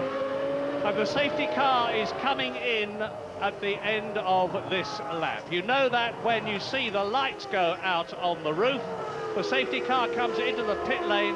And mark this very carefully, the drivers are not allowed to pass until they have crossed the line. And Eddie Irvine realised that very smartly last year by hanging back when Mika Häkkinen, the race leader, actually faltered. Eddie Irvine passed him after the line and took over the lead. Well, they put Verstappen back out on the track. They have repaired that apparent suspension damage, so hopefully they can understand exactly what the failure was all about. But they're going around there now. Their tyres are going to be 60 degrees centigrade. They need to be about 90. Their brakes are going to be 300 to 400 centigrade. They need to be 600 to 700. So they have to be very careful when they start this new lap, because as the tyre temperatures go down, so do the pressures. They're running normally about 20, 21 PSI. They're probably 15 or 16 now, so the car runs lower, and now they've got to try and build up some kind of temperature as they lead into the restart. Häkkinen is in control. Once that safety car pulls off, Mika Häkkinen becomes the new safety car, and he has the control as to when to move over the line. Häkkinen leading, Coulthard second, Schumacher third, fourth is Frentzen in the yellow car, fifth is Barrichello in the Ferrari, sixth is Trulli in the second Jordan, seventh is Jacques Villeneuve in the BAR, eighth is Mika Salo in the Sauber, ninth is Fisichella, 10th is Ralf Schumacher, and the safety car is in, and the Australian Grand Prix again is go! Häkkinen, Coulthard, Schumacher, and the gap between them 1.4 seconds. I can never understand that, why they don't bury the nose of their cars under the gearbox of the one in front, why they allow the restart to take place without being as close as possible to the car in front. I know you have to a certain extent, react to when, for example, in this case, Häkkinen decides to pull away, but they don't, not like the IndyCar drivers, where they really seem to maximise this opportunity to overtake. The F1 drivers seem quite happy to go in line astern. As they are now, there's the McLaren leading, McLaren second, Ferrari third, Jordan fourth, Ferrari fifth, Jordan sixth. The top 3 rows on the grid are the top 6 cars in the race, albeit in a slightly different order, because Frentzen is ahead of Barrichello. And in 7th position there's Villeneuve, right behind him is Salo, right behind him Fisichella and Ralf Schumacher in the leading BMW Williams. That is in 10th position. Jenson Button, by the way, is 13th in the race. Lap 11 out of 58. Here they come. Michael Schumacher very close to David Coulthard this time around, not close enough to have a stab in the braking area, but he's certainly giving David something to look at in his mirrors, and Schumacher making a better fist of this early part of this restart when, as I said, all the temperatures are down, and Häkkinen, as ever, scampering away. And Barrichello challenging the Jordan in front of him of Heinz Harald Frentzen. In comes David Coulthard. Now, this is a very, very early stop. Good heavens. Whatever strategy he's on, I wouldn't have expected a 2-stop strategy to come in before another 8 laps. I wonder if he's got a puncture. There was a lot of debris on the track from the De La Rosa accident. I've got a feeling it's a left rear puncture for David Coulthard. It looked a little bit out of shape, that tyre. Bit of a guess on my part there, but I can only assume it's a puncture from Coulthard. Well, it must be that, and Coulthard, of course, is losing place after place after place, and Michael Schumacher has now only got one McLaren in front of him, and it is the McLaren of reigning world champion Mika Häkkinen. Mechanics are having a look at something else at the back there. David's obviously reported in, hey, I've got a funny handling, and what are they doing now? They're working on some kind of inlet on the side pod there, so they normally put some kind of electrical umbilical cord in there. He's got a fire in there, look. He's got a fire. James, hey, can you see anything? Yeah, a huge amount of smoke coming out, as you say, from the left side pod, trying to clear something. I think he may have picked up some debris. It may well just be moisture. Mechanic's happy. Car is on its way. It wasn't a fire, it was just a precaution. A little bit of a blast of the carbon fire extinguisher just to keep the underside of the floor cool. And of course, he is now very much last in the race. David Coulthard came in on lap 14 last year to retire with broken throttle assembly. Mika Häkkinen followed him later on during the race. And now Coulthard down last of all. No, look, there's a lot of smoke coming out of there, Murray. Sorry to interrupt you, but a lot of smoke coming out of the back of Coulthard's car as he turned into that corner. Oh, yes, yeah, there it is. That's it. David Coulthard out of the race. Well, it's a brand new Mercedes engine produced by Ilmor over the winter. Oil pouring out from underneath. I saw fluid dripping out from underneath, so the oil and the water jackets have been mixed up in the middle there somewhere, and a fairly terminal engine failure for Coulthard. He's about as lucky as Johnny Herbert, isn't he? Lap 13, Häkkinen leads Schumacher by just over 2 seconds. Frentzen is up into 3rd place, challenged by Rubens Barrichello. There is the leader. 5th is Jarno Trulli, he's moved up a place. In the points is Jacques Villeneuve in the BAR, followed by Mika Salo. Fisichella is 8th, Schumacher is 9th, Jenson Button is up into 12th position. I tell you, anybody can score points today. I think anybody has got a chance. As you see the engine letting on Coulthard's car, people have just got to stay on the racetrack this afternoon somehow, because, look, we've already got how many cars left in the race? Well, just Herbert 16, is out, I think, at the moment. Yeah, Herbert is out, Irvine is out, De La Rosa is out, Coulthard is out, 22 started. So there are 18 left in the race. We're on lap 13. Michael Schumacher is speeding up. Mika Häkkinen, I can see him in his mirrors, and there is the Finn, the flying Finn as he calls himself. Yes, and we're not even a quarter of the way through the race yet, so plenty of action to come, and reliability seeming a big issue. Yeah, look at the side pods, incidentally, of that leading McLaren. There's a new design feature. You see the kind of couple of trumpets sticking up out of the back. There they are, thank you very much. That is to get rid of the hot air from the radiators without affecting the airflow over the wings. If it works, the others will have it soon. If it doesn't, McLaren will drop it. But they've done a lot of testing, so it must work. Hakkinen a full 0.6 of a second faster on that lap than Michael Schumacher. His lead up to 2.9. He's no longer got a rear gunner in the form of David Coulthard to help him out, so he's decided to pick up the pace. Obviously very bad news for McLaren in the Constructors' Championship.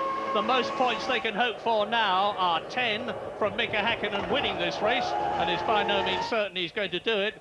And Ferrari could score 10 points if they could get Rubens Barrichello behind Michael Schumacher up into third position.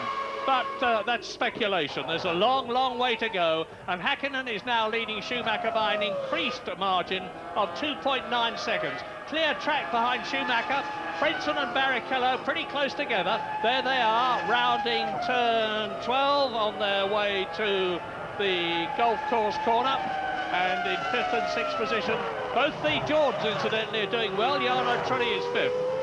Yes, Coulthard's car must have been incredibly hot, having had the safety car laps where they can tend to pick up a lot of engine temperature, not much air going through the side pods, and then that awfully long pit stop. And it doesn't surprise me at all. He had engine failure on the way out. Whether it was his reason for going in or not is another matter. Louise is down with Eddie Irvine. Eddie, from the camera angles that we could see, it was a bit difficult to tell who collected who. Talk us through it. No one collected anyone. Della Rosa just hit the wall and bounced out in the middle. I lifted to slow down. The car just spun the minute I lifted. This is a handling thing we've been talking about. So there is Frentzen, and behind him Barrichello. Now this is looking good for Jordan. I was talking to Mike Gascoigne, the designer, just before the race started, and he was very, very optimistic about their chances. Heinz-Harald Frentzen, who joined Jordan last year and won 2 races for them, finished 2nd here in Australia and showed how happy he was in his then new team. And he's now a completely rejuvenated driver, showing all the class and style that we always thought he'd got, keeping ahead of Rubens Barrichello in the Ferrari. Now we are with You're on board Barrichello. The Ferrari of Barrichello now in 4th position, looking at Frentzen ahead of us.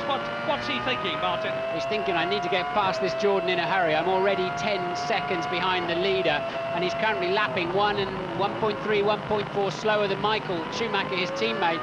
So that gives you a gauge of how much time it's costing him in the turbulent air coming off of the back of that Jordan. And there's a few areas of this racetrack where it's very difficult to follow another car and actually see your line too. So Rubens needs to really have quite a big stab anytime soon. And just to translate what Eddie Irvine said, basically, Della Rosa went off in front of him. He lifted the throttle in avoidance and spun off. So that's quite an alarming handling trait that Eddie referred to as having spoken about before this weekend. Great to see that on-board stuff from the car, incidentally. We hope to show you a lot more of that this year. And Barrichello crowding Heinz-Harald Frentzen's Jordan with Trulli behind him. Trulli is another driver, of course, who has moved from the Prost team last year to Jordan, and news from James Allen. I'm just looking at this situation, same as you guys, with Barrichello stuck behind Heinz-Harald Frentzen. It seems to me that Ferrari and McLaren are very much on the same pace, like lapping in the 132s, the 133s, on roughly the same strategy. But I'm pretty sure that Jordan's got a lot of fuel on board. They did it a lot last year. Frentzen was strong with a heavy car. He was able to push it right to the limit. And of course, that safety car period will really have helped him. He'll have been able to go longer into the race. We might even see him coming in around lap 40, 45 even, with that fuel conservation he was able to do under the safety car. He is a player in this race because, of course, Ferrari and McLaren still have some question marks about their reliability. We've just reached just over a quarter distance of this race, Murray, and we've got a situation where Hakkinen 3.4 seconds ahead of Schumacher, who's a further 8 ahead of Frentzen, and Barrichello, as you can see, just 0.4 of a second behind. Now, the race could be transformed by drivers being on different strategies. We don't know what the situation is. It's difficult to see, I think, Häkkinen and Schumacher being on different strategies to each other, but they might well be. New fastest lap for Michael Schumacher, taking 0.3 of a second out of Häkkinen that time around on a 1:32.4. Now, it's a pity we can't see it, because from 9th place down to 13th, there is a colossal battle going on between Ralf Schumacher in the BMW Williams, Zonta in the BAR, Merckx in the Benetton, Jenson Button is tucked up underneath his rear wing, and Jean Alesi is up there as well. But we look now at the Ferrari of Michael Schumacher. Now, where is he in rally? You can see he's out of sight of Mika Häkkinen on this part of the course, but he's quicker. The gap between the two is now 3.2 seconds. The fastest lap we've had is Michael Schumacher, 1:32.47. Fastest lap we had last year was 0.3 of a second slower than that by Michael Schumacher himself.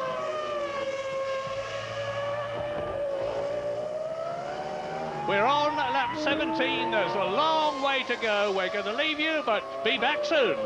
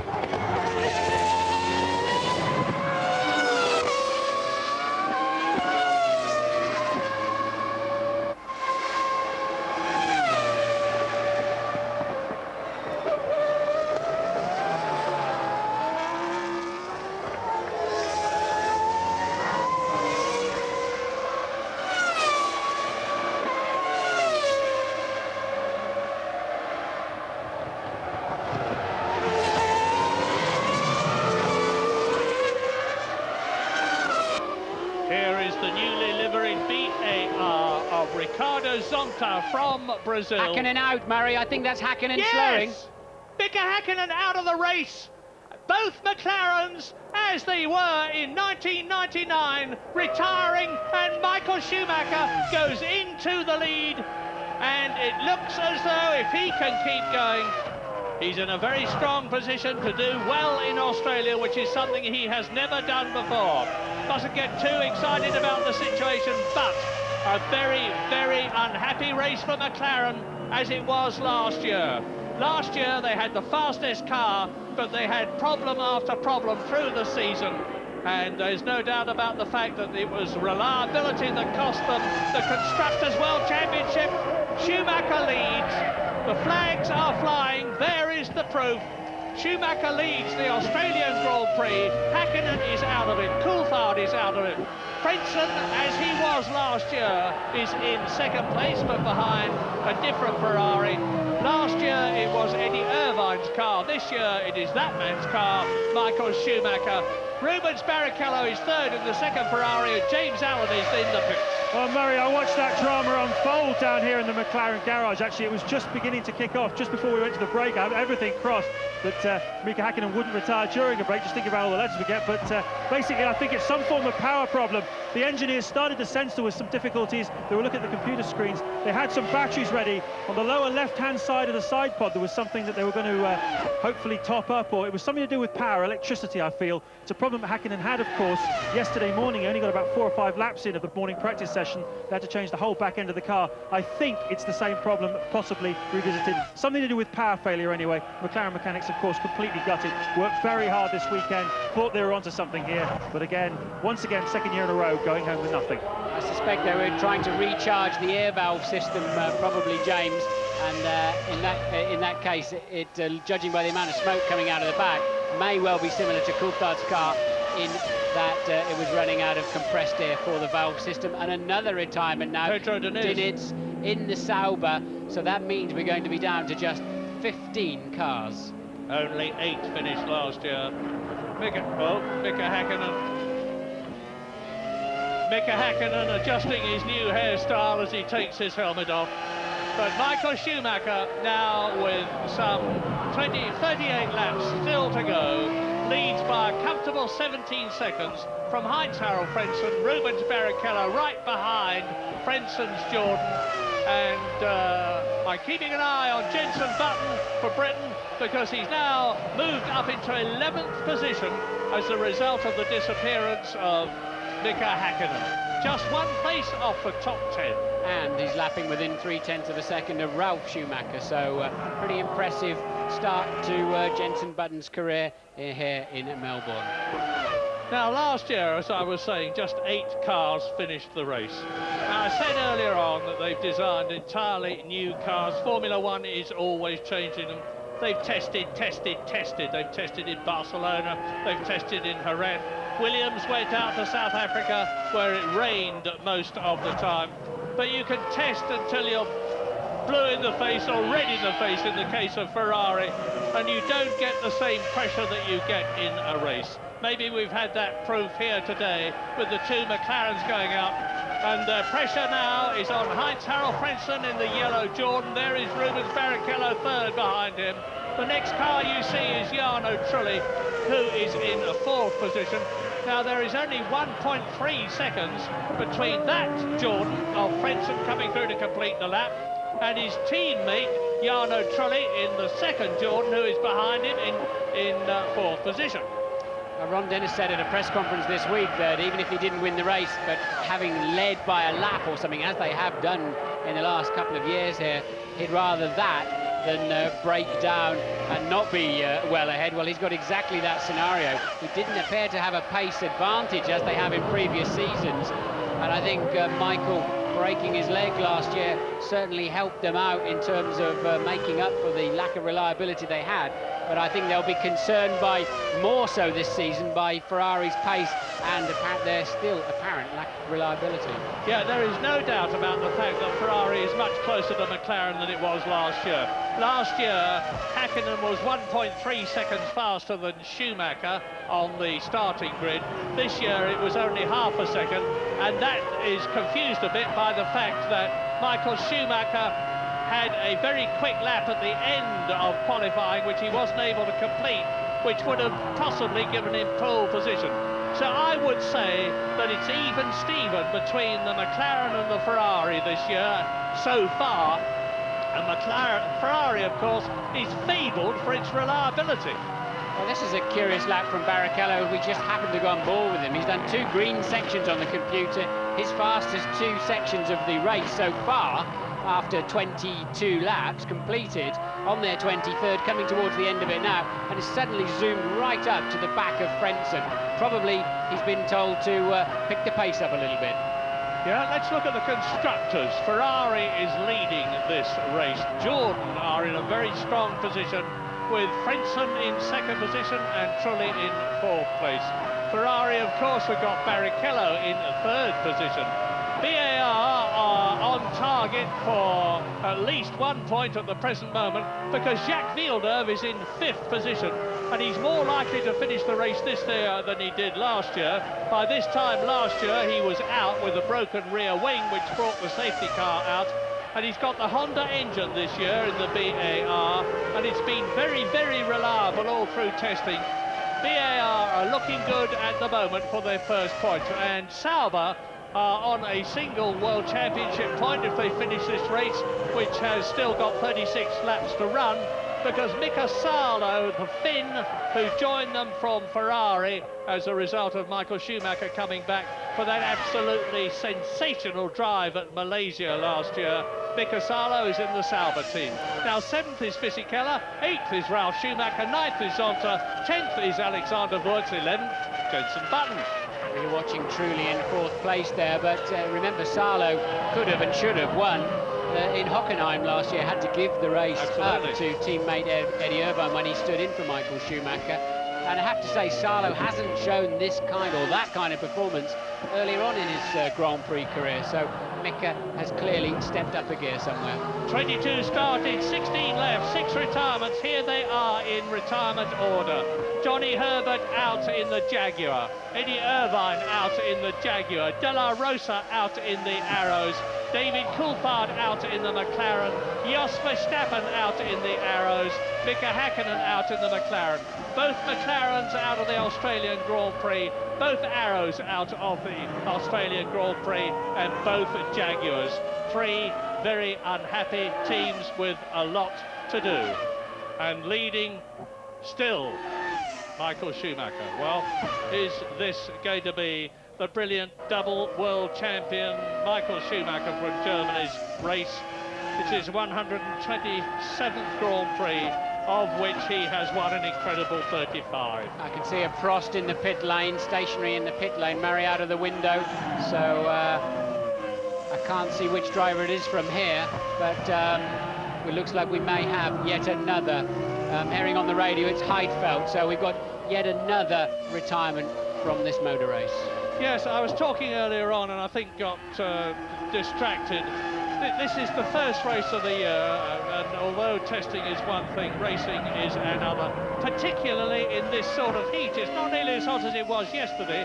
The track temperature yesterday at one point nudged up to 50 degrees. It's 35 degrees now, but it's still mighty hot. And when David Coulthard and Mika Häkkinen got out of their cars at the end of qualifying, they looked like a couple of boiled lobsters in silver suits. James Allen, news? Yeah, Murray, I'm just trying to get a little bit closer to the bottom of what happened to the 2 McLarens. It appears that both cars went out with the same problem, and it appears it's engine-based.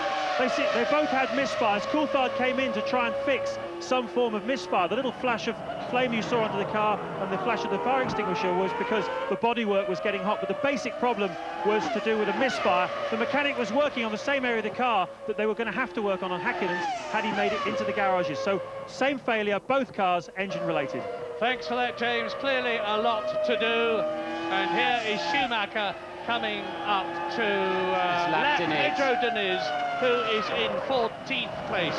15 cars left now. Nick Heidfeld out of his first Grand Prix for Prost, the Formula 3000 champion of last year. But I think he's, I've just had news that we think he's actually rejoined the race. Yes, he's out of the pits, I see on my screen in front of me. Nick Heidfeld has rejoined, so there are 16 runners still left. Michael Schumacher is leading Frentzen now. There is Frentzen by 20 seconds. There is Barrichello in 3rd position, and Trulli very much in touch in the 2nd yellow Jordan. Yes, but we're seeing a performance similar to Michael Schumacher's, really, especially now the McLarens have disappeared off the scene, similar to last year in Malaysia, because he's been lapping a full 1.3 seconds faster than his pursuers. He's 20 seconds ahead of Frentzen. And Barrichello, I mean, Michael was quicker on that last lap, despite the traffic you saw him overtaking, and just setting a new fastest first sector of the race already as I'm speaking. And Michael just really in a league of his own at the moment. Martin, your thoughts on the fact? No, not your thoughts on that, because with the news that on lap 26, it is still Schumacher, Frentzen, Barrichello, Trulli, Villeneuve and Salo in 6th position. We're going for a break.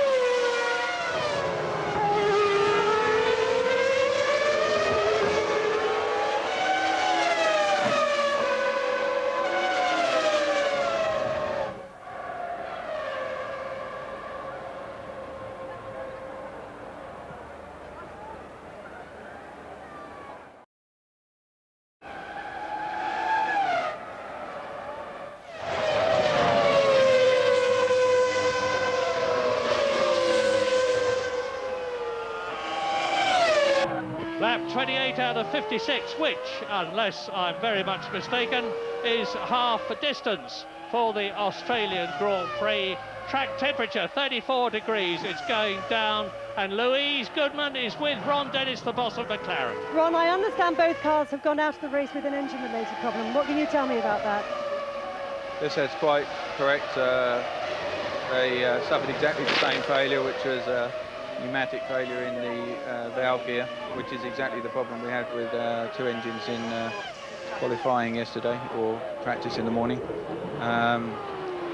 What's obviously frustrating is that, you know, we complete thousands of miles testing to avoid these sorts of problems at a Grand Prix, and probably some spec change has occurred between the last test and the preparation of these engines, which has caused these failures to occur.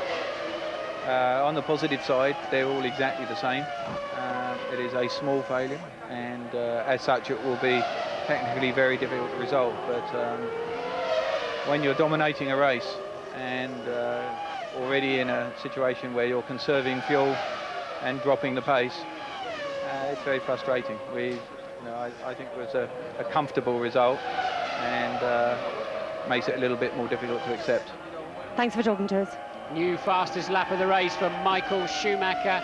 Strangely, pole position was slightly slower this year, and that's unusual, but the race pace is faster. Michael's still pulling out over a second a lap on his pursuers, and he's lapping best part of 2.5 seconds a lap faster than, for example, the Williams, the Benetton, and the midfield group that are running from 5th through down to Jenson Button in 11th place. 2.5 seconds a lap faster. James is with Mika Hakkinen. Mika, you were driving so well there. You must be incredibly disappointed. Yes, extremely. I am very disappointed, but luckily we have still as much races to go like it was total last year, so I think I still have a pretty good chance to score some points this year. Last year, Ron said he'd like to lead this race. That's more important, even if you're retired. Do you still feel that way? Do you feel you have the edge over Ferrari from what you've seen this afternoon? I think we are very competitive at the moment, very strong, and I'm happy with the speed of the car. I'm not happy to finish in the Grand Prix, and like you probably heard me yesterday saying, you know, what is important here to come here and score some points. Top 6 for scoring points, I'm happy. that did not happen, so it doesn't feel very nice at the moment. Thanks a lot, Mika. Out of the race goes Jean Alesi, a very pragmatic Ron Dennis saying how it is, a very pragmatic Mika Häkkinen reflecting on the situation. And yes, I am very much mistaken. Twice 26 is not 58. We are not quite at the halfway point of the race. Well, we are now, actually, because we're on lap 29 out of 58. As you watch Michael Schumacher, he's lapping driver after driver. He's on his 30th lap. He's leading Heinz-Harald Frentzen by nearly 25 seconds. Frentzen has continued to have Barrichello glued to his gearbox, and Trulli is 5.5 seconds down the road in 4th place. Jacques Villeneuve in the BAR is still in a comfortable 5th position, with Mika Salo pressing him pretty hard. 7th is Fisichella, 8th is Schumacher, 9th is Zonta, 10th is Wurz, 11th is Jenson Button, and the Ferrari mechanics are out, presumably to bring in Michael Schumacher, the race leader. I wouldn't think, Martin, that they're bringing Barrichello in and hoping there's going to be a change between him and Frentzen as a result of a quicker Ferrari pit stop. Well, they may have left Michael slightly lighter at the beginning of the race to give him a chance to pass the McLarens and still stay on a one-stopper. Or they could be thinking of Schumacher coming in the pits now. They could have been thinking of trying to get Barrichello past Frentzen by stopping him very early. In fact, they might be better off stopping him very late. As James said at the beginning of the show, Jordan traditionally have a big fuel tank. James is down at the Ferrari pit. Michael, with the new speed limit here for this year, just 50 miles an hour. It seems an eternity, and of course, as the world champions, they're right at the far end of the pit lane. 80 kilometres an hour, it seems so slow in comparison with last year. Really is going to have a huge effect on the pit stops this year. A set of used tyres, scrub tyres we call them, going on. The teams have found that they go really, really well. 12.2 completely normal, one-stop fuel load, slightly slow, but hey, they don't need to rush these guys. Now, of course, Ross Brawn has got to think very hard about how he gets Rubens Barrichello in front of Frentzen, given that Frentzen is obviously going to run long on this first stint. Well, Michael Schumacher is joined just in front of Jarno Trulli, which means to say that Frentzen leads. Barrichello is in 2nd place. Now, you saw the Ferrari mechanics frantically scrabbling about in the side pods of Schumacher's Ferrari. That is because the grass here at Melbourne has been cut. Some of it has not been collected. It has dried out, and you get an awful lot of grass in those side pods on the radiators. And the teams have fitted very, very tight mesh gauze strainers, and the grass piles up on that. They have to get it out, otherwise the engines are going to dramatically overheat. Yes, and it's crucial for Schumacher to get out in front of Trulli, because even though he's got a heavier fuel load now, Trulli getting towards the end of his fuel, Michael tanked up, as we saw, on a 12.2 second stop. Roughly 12 litres per second goes in from the rig, and he now maintains track position whilst being in 3rd place. His pit stops out of the way, and that worked out just fine for him. Well, now the interesting thing is how much longer is Heinz-Harald Frentzen going to stay out in the lead, with Rubens Barrichello pressing him very hard indeed. There is the Jordan crossing the line. Now let's see where the Ferrari is behind it. There is Rubens Barrichello, and you just saw the flash of Frentzen's wing, so it's a very close fight in the front for the lead. Now, if Frentzen can stay out quite a long time by having a heavier fuel load when this race started, he will mean to say that he'll have to take on less fuel when he stops, therefore take less time, and therefore be in a stronger position. But that again is speculation. Lap 32 out of 58, Frentzen leads. There's Barrichello behind him in 2nd place. Frentzen was in 2nd place last year. Barrichello drove an absolutely sensational race last year, because, as I said, after starting from the pit lane in the Stewart after that fire he'd had, he clawed his way up, and then he had a 10-second penalty because he passed Michael Schumacher on the line after the safety car went out, and Barrichello still finished in 5th position last year. Mika Salo has pitted from 6th position. Presumably that was a regular pit stop, and that puts Button up in, Jenson Button up into 10th. Salo currently running 11th, but I think it was a scheduled stop. Now, I thought I saw Trulli emerging. No, it was one of the Minardis. The liveries of the Jordans and the Minardis are very similar this year. It's a much brighter yellow, as you can see for yourself, for Jordan, partly to defer to Deutsche Post, which is one of their new sponsors, and a large amount of money is being put into the Jordan team. You'll see the trumpets on there they are on the airbox. New sponsors all round, because as I said earlier on, there's a lot of high-tech money going into the teams, not the least of which is coming into the Arrows team from Orange. Yes, Rubens will be ruining that poor start, won't he, on the 33rd lap of the race.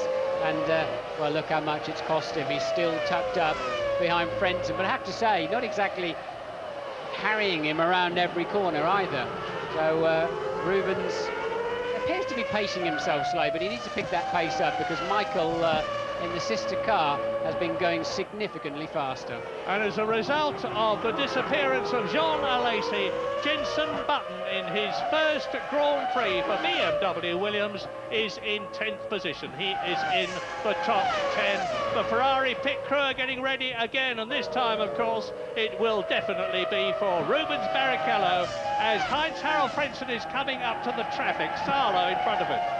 Yes, unless Frentzen, that's a Sauber, I think, in front, but unless Frentzen gets badly held up in the traffic, then, in fact, it's a Prost, then this is not going to work for Barrichello. Michael's gone out, and he's lapping some 2.5 seconds slower now with that extra fuel load. So clearly, pitting early is not going to help Barrichello at all. He just needs to hope that Frentzen gets caught up in some traffic, but so few cars on the road this afternoon, that's unlikely to happen. So we're riding with Rubens Barrichello from 3rd position. He made a brave try to get past Heinz-Harald Frentzen as they were lapping Nick Heidfeld in the frost, but comes up into the pit lane. Up on the jacks goes the Ferrari. Off come the old tyres and wheels, on go the new ones. Out comes the fuel filler, 9 seconds. Rather a slow start. Yes, a bit of a jerky getaway there for Rubens. He just seems so serene this weekend, almost too serene. He's been cruising around, happy to talk to anybody and driving really beautifully, but a bit tardy away there, and that certainly won't give him a chance to slingshot Frentzen, although I'm looking to see what kind of traffic Frentzen does have in his view. So there is Rubens. You can tell the difference between the two Ferraris, incidentally, by the yellow flashes on the extremities of the front wing and on the roll bar over the airbox, and you certainly need them. He's coming up to Jenson Button now. This is going to be interesting to see how the young Englishman in his first Grand Prix in the BMW Williams, it's their first Grand Prix together, copes with new boy at Ferrari, Rubens Barrichello. And Barrichello is in his 113th Grand Prix, despite his comparatively tender age of 27. I think when it all shakes out, Button is ahead of Barrichello this time with the pit stop. Remember, with that safety car earlier in the race, it reformed the pack. So it's not a traditional situation where they make a regular stop and come back out in a predictable position on the racetrack. So I think you'll find Barrichello shakes out actually behind Jenson at this point in the race. Jenson is going jolly well, but the important thing for him in this race is not so much position, but above everything else, to get some race mileage in.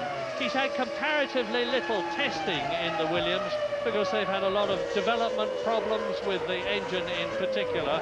They had rain in South Africa when they went out to Kyalami for a full week, and Jenson is definitely light on mileage. So the deeper into this race he can get, preferably to finish it, the better off he will be for the future events. And he's in 9th place now, as Martin has correctly pointed out. Rubens Barrichello, as a result of that pit stop, is in 10th position. So Button moved up a place, and Rubens Barrichello has dropped from 3rd to 10th. Yes, that's cost Rubens badly. That poor getaway put him behind yet another another car. James, what can you tell us about Barrichello? Well, Martin, you know, I'm just looking at this, and it's very strange because for one normal one-stop fuel load, you wouldn't get it away in 8 seconds, and that's really all that Rubens was stationary for. What I'm thinking has happened here, because we had the safety car 3 or 4 laps out there, they told Rubens to run the car really lean. He's stuck behind Frentzen. He doesn't seem to be able to get past him. He's been conserving fuel for the last 10 or 15 laps. So, of course, he comes in. They put in a very short fill, hoping to get him out early so he could put the hammer down. But, of course, he messed up the getaway. So it may well be, but, of course, it messes up his chances of getting ahead of Frentzen. Just a theory, but it might be the case. Yeah, I guess you'd never choose a Ferrari as a getaway car, necessarily attracts too much attention. But all jokes aside, Barrichello there certainly cost himself dearly. And let's see what times Jensen's doing. Low, 1 minute 34s. Ralf Schumacher, 33.4. So he's still lapping, 36 laps into the race, within 6/10 of Ralf. So his fitness... Oh, off goes the Jordan. And it's Jarno Trulli from 3rd position.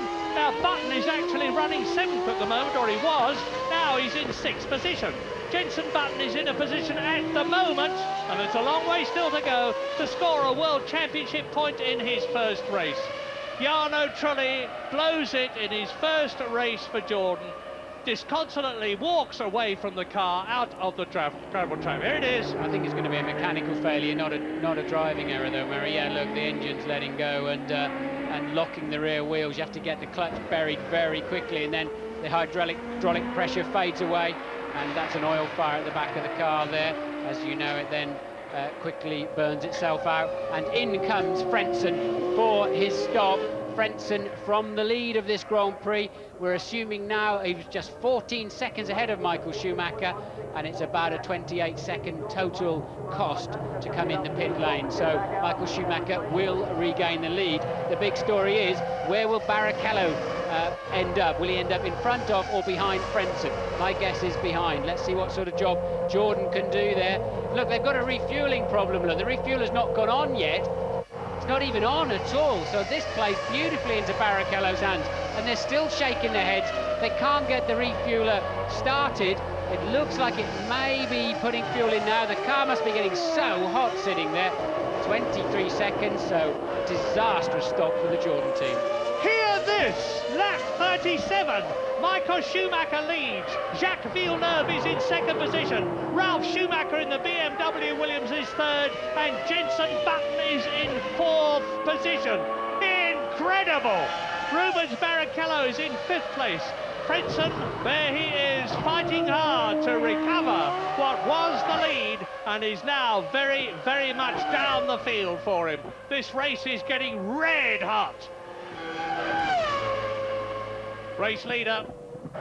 Well, we've seen the other Jordan go out with a smoky engine, and certainly sitting there for that amount of time for Frentzen will not have done his engine any favours whatsoever. I wouldn't want to put any money on who's going to be on the podium this afternoon, Murray. Still such a long way to go, and so many dramas. Yeah, we've still got 22 laps to go, including the one that Michael Schumacher is concluding right now. Well, all you can say is, as I've said before, that Ferrari have up to now had reliability on their side. Michael Schumacher's now on his 38th lap, and it could be that Jacques Villeneuve is not only going to score his first points for BAR and BAR's first points after a terrible 1999, but he's going to be in second. No, he's not, because Ralf Schumacher is now up into 2nd position as into the pits comes Villeneuve. There is the proof in front of you. And I saw one of the BMWs coming in. There is Jenson Button coming in for his race stop. There's the first ever pit stop of his career. So his Grand Prix career, of course, but I think it's the first, probably the first racing pit stop of his in career, full stop. And a good one it was too for the Williams team on 11 seconds dead. Jenson over the white line now. He can press the button, get rid of the speed limiter, and accelerate towards the first corner. New boots, take it easy, Jenson. Remember, the grip characteristics will be different in the car now from the older tyres that you just got rid of. But on lap 38, Michael Schumacher seems only to have to keep going to win the Australian Grand Prix for the first time. But I dare not make any prophecies. I hardly dare speculate, because, as I said, BMW, who are entirely new to Grand Prix racing since they left it so long ago when Nelson Piquet won with a Brabham BMW Turbo the World Championship in when was it? 3. But they're looking mighty good at the present moment as Ralf Schumacher follows his teammate Jenson Button in for a pit stop. He follows in from second position. Now that means that Barrichello will definitely move up into second place in the Ferrari. And we better just let this round of pit stops develop and the race calm down a bit so that we can see exactly how everything has settled. Oh, there's a lot of problems. I was wondering if it was a heat problem. But it's not all that hot. 24 degrees air temperature. Ralf Schumacher, who finished third last year, going well, and we've got news from Louise Goodman. Yeah, disastrous couple of laps for the Jordan team there. As you rightly surmised, Martin, that was an engine problem for Trulli. And then, of course, Frentzen, the refuelling problem, that was a stuck nozzle. That's obviously a serious blow to Hip's hopes of repeating last year's result, and when it was all going so well for the team. Bad news for Jordan. Thank you, Louise. That 11-second stop for Jenson worked out just fine. It's actually put him ahead of Zonta, and particularly Salo. Salo must have had some kind of drama. So Jenson in 7th place. Ralf Schumacher, we haven't really seen. He's got to complete his outlap yet. I suspect that's going to put him down around 5th place. Well, things have got to settle down, but quickly, here are the first 6 on lap 39. Schumacher leading Barrichello now. Ferrari first and second. Ralf Schumacher's been into the pits. Frentzen third, Villeneuve fourth, Fisichella in 5th position, and Jenson Button is in 6th place. Time for a break.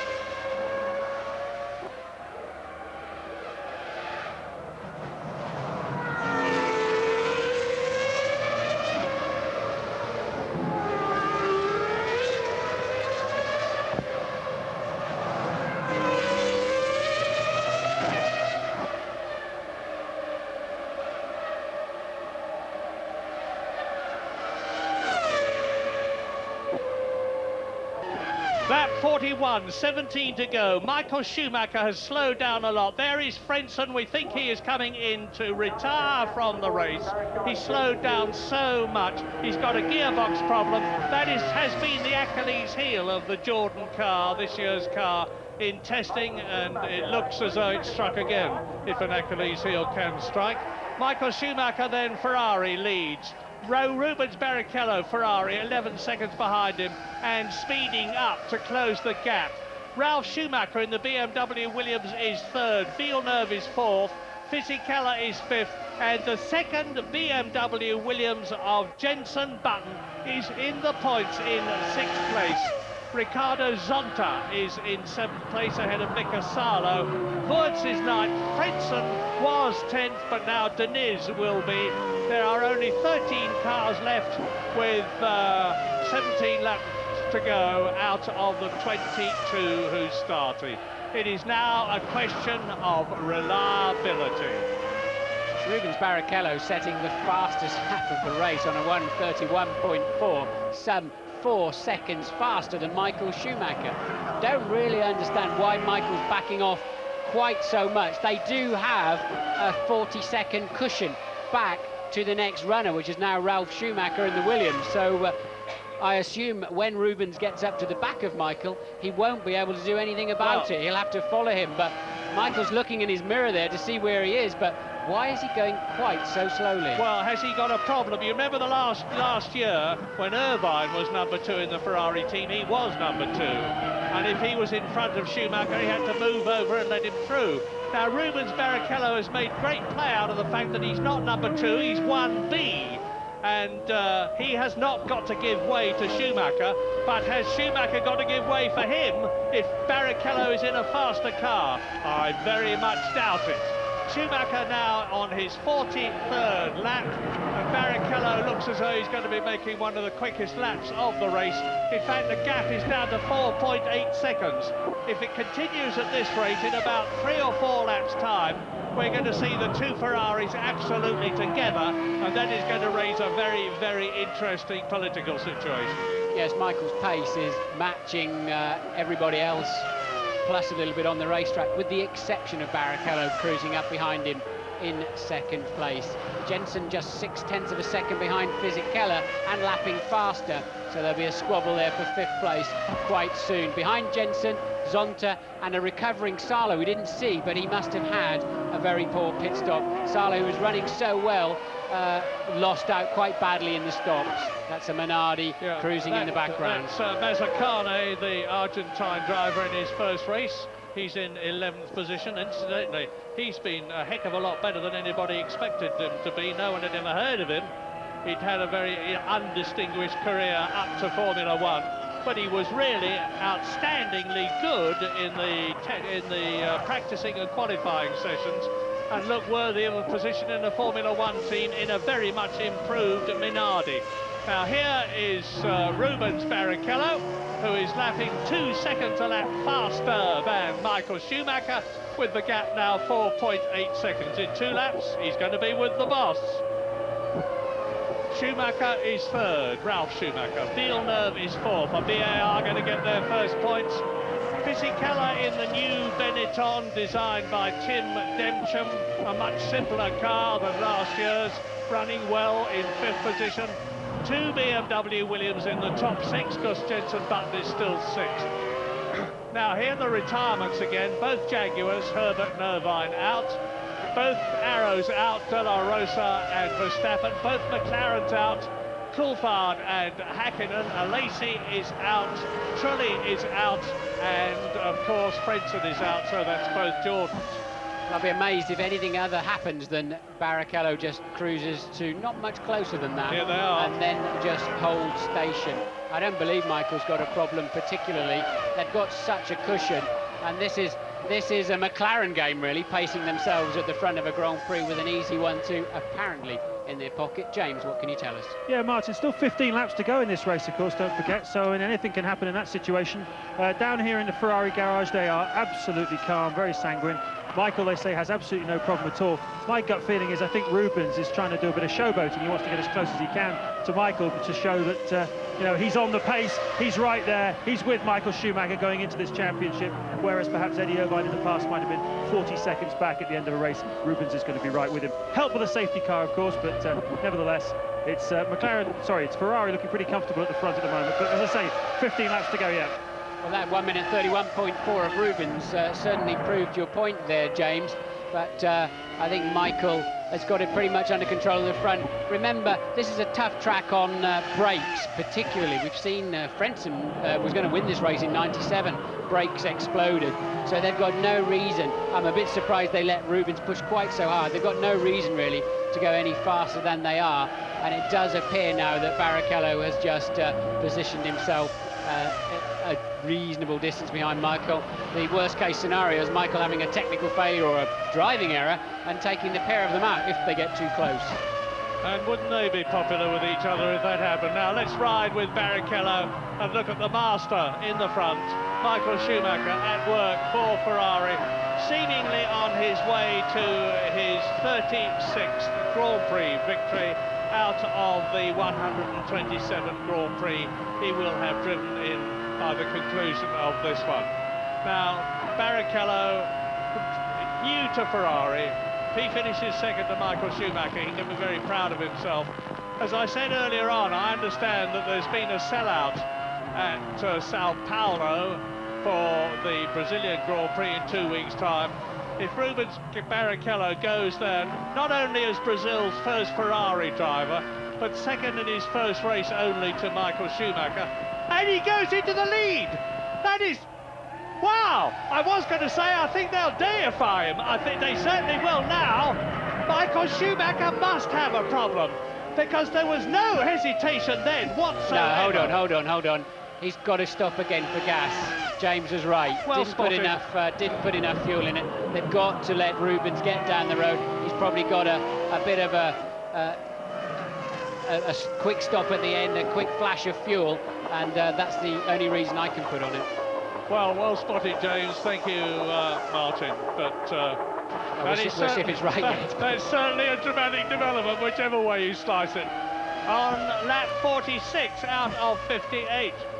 Ferrari leads, Ferrari second, but not in the order we expected.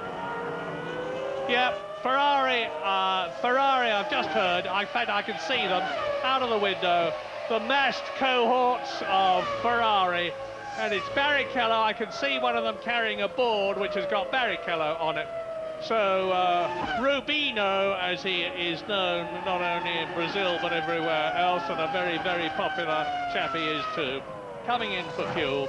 Now, Ralf Schumacher is 37 seconds behind him, so Barrichello will have plenty of time to take on a sort of splash and dash, come out into the track again in second position, and there he is coming into the pit lane. Are you there, James? No, he's not. He's got a way to go yet. The white line going over now for the speed limiter, but yeah, well spotted there, James, on that short fill. They obviously changed strategy halfway through the race to try and leapfrog him over Frentzen. He had a bad pit stop, but Frentzen had an even worse one. James is there now. Yeah, I spoke to Rubens yesterday. I said, I bet you're looking forward to benefiting from one of those Ross Brawn race strategies. And he looked at me in the eye and he said, you betcha. Very, very short fill. 7.9, completely normal. Everybody here is absolutely as calm as you like. It was exactly part of the strategy to get Barrichello past Frentzen, and marvellous. Well, Michael Schumacher has been saying all along prior to this race, it is absolutely essential for us at Ferrari if we are to do well in the World Championship this year against a team as strong and as experienced and as successful as McLaren, with their driver partnership of Hakkinen and Coulthard, to get points early. We haven't done that in the past. We've suffered. We've caught McLaren in the latter parts of the season, but we need to be with them, if not ahead of them, at the beginning of the season. Well, at the present moment, on lap 47, with 11 to go, Ferrari are on a maximum 16 Constructors' Championship points. 10 for Schumacher, 6 for Barrichello, and of course, as out of the race goes Jenson Button. Well, that is but it looks to me as though it's not his fault. It's some sort of a problem. Look at the smoke from the back of the car, and he can say with enormous pride that he was in the points for a lot of the race. There it is. There's the confirmation. You see, there is Villeneuve going through, and Villeneuve behind him, Fisichella. That's how close it was, because there is Zonta going past Jenson Button as he parks the Williams, and the rear wheels lock up. So definitely not Jenson's problem. I think there's a little hard work probably to do in Munich, and unless in the very unlikely event of the gearbox locking up. Well done, Jenson Button. Brilliant performance from Button, it has to be said. His pace was good, it didn't fade away as the race went on. He was mixing it with some more experienced drivers, and I have to say, a very, very impressive debut for Jenson Button. Now that means that I mean, this is an embarrassment of riches for the BAR team. Not that I think they will be the least bit embarrassed by it after the appalling season they had last year. But both their drivers are now in the points, with Jacques Villeneuve in 4th position and Ricardo Zonta from Brazil in the second BAR in 6th position. And it means to say that there are only 10 cars left now with Button out of the running, and they are on lap 48. There is the leader, Michael Schumacher. He's 26 seconds ahead of Rubens Barrichello after Rubens' second stop. Ralf Schumacher is 9 seconds behind Barrichello and lapping faster, but I think not fast enough to catch him in the remaining distance. Jacques Villeneuve is in 4th place, 16 seconds behind Ralf Schumacher. Fisichella looks as though he's going to score 2 points for Benetton, and he might even score 3 because he's right behind Jacques Villeneuve's BAR, and Ricardo Zonta is 6th. So there is Ralf Schumacher. He turns in, we disappear, but we will be back.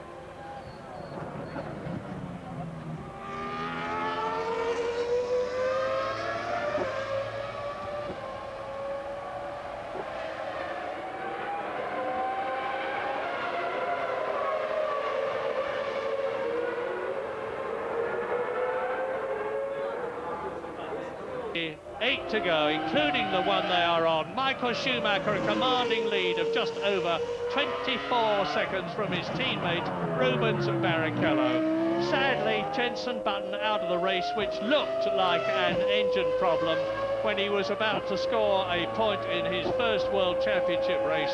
He can feel very, very proud of himself. BMW can feel very, very proud of themselves, because I don't think even in their wildest moments they would have expected to score points. Did you catch a load of that, Murray? Schumacher well out of shape in the first corner. Unbelievable. He's just having fun, I think, but I bet he won't do that again next time around. Look, gets on the throttle and has to give it a full half a turn on the steering wheel, which is a lot in a Formula 1 car, to put it through. I think he's just bored, probably. Well, I was saying that BMW can feel very proud of themselves to be in the points, and they are, because although Button is out, Schumacher, Ralf is very much in. Not only is he in, but he's lapping marginally faster than Rubens Barrichello in front of him. Although I'm pretty sure that's because Barrichello, knowing that there is a 9-second cushion between them, will not be pushing as hard as he could. Here's that scrap, Murray, look. This is Villeneuve, Fisichella. Salo has now passed Zonta. Salo is up into 6th place. And this is the scrap. Villeneuve, Fisichella, Salo, Zonta and Wirtz. And they're covered by just 2 and a little bit seconds. And Villeneuve there is 4th. There's Fisichella 5th. Salo 6th. Zonta is in 7th position and Wirtz behind him in 8th place. So 1, 2, 3, 4, 5 cars as quickly as you can say. It's battling for 4th position. Wonderful scrap, and this is the 51st lap of a 58-lap race. Yeah, I'd like to see a replay of how Salo made it past Zonta, actually. We haven't seen too much overtaking this afternoon. Be interesting to see where and how he was able to do it. Good performance from Salo today. As I said, I think he lost out in the pit stop somewhere, but he's getting it back up into the points. And at the moment, BAR look like they could be in for their first ever World Championship point. Here we go, look, we have got a replay. Salo taking a dive up, I think that's into turn 9. Good move there, made it stick, kept his line, and off he goes. Yeah, pretty experienced chap now, of course, Mika Salo. This is his 77th Grand Prix. He's driven for Tyrrell, he's driven for Lotus, he's driven for Ferrari, he's driven for BAR, now he's with Sauber, and he's not only pushing past Zonta as he has done, but he's closing up on Fisichella, looking for 2 points and not just 1, because Salo now in the Sauber with a very strong Ferrari engine has undoubtedly got more power than Fisichella, and he's looking for that place. There he is, number 17. There's Zonta, there is Wirtz. So both the Benettons are there, and Wirtz is just 2 places off a point. There's 2 other runners left in this race. Marc Genet is in 9th place in the Minardi, and Nick Heidfeld is still running in the Prost in his first Grand Prix, 10th and last. So there have been 12 retirements. Lap 52. Mika Salo getting a little bit ragged through 3, 4 and 5 there, but he's clearly the man on the move in that pack. He'd like to get up behind his great friend Jacques Villeneuve, who's currently running in 4th place. Sparkling performance here from Mika Salo. Look at the dust pouring off of his front brakes as he nails the middle pedal and tries to dump some speed, turns in nicely. That car's handling well. Well, the thing that's interesting me is the situation that BMW have not got one of the very latest, very small, very light engines for their return to Formula 1, and Honda have, and Ralf Schumacher in the BMW Williams is ahead of Villeneuve in 4th position. He's ahead of Zonta in 6th position. And it's not as though Jacques Villeneuve is a dusty driver. This is the world champion of 1997 that we're looking at leading this batch. There's Fisichella. Tim Gentian, who designed this car, can be very proud of himself. Yes, and Villeneuve making a mistake there into turn 14 too. We saw him lock up a wheel, but still heading the pack up as they come over the line. There's 6/10 back to Fisichella, another half second back to Salo, Zonta, and then Wirtz. You can see in your picture now. Now, this is why these Grand Prix drivers have to be so superlatively fit. This race has been running an hour and a half. The temperature is some 30 degrees.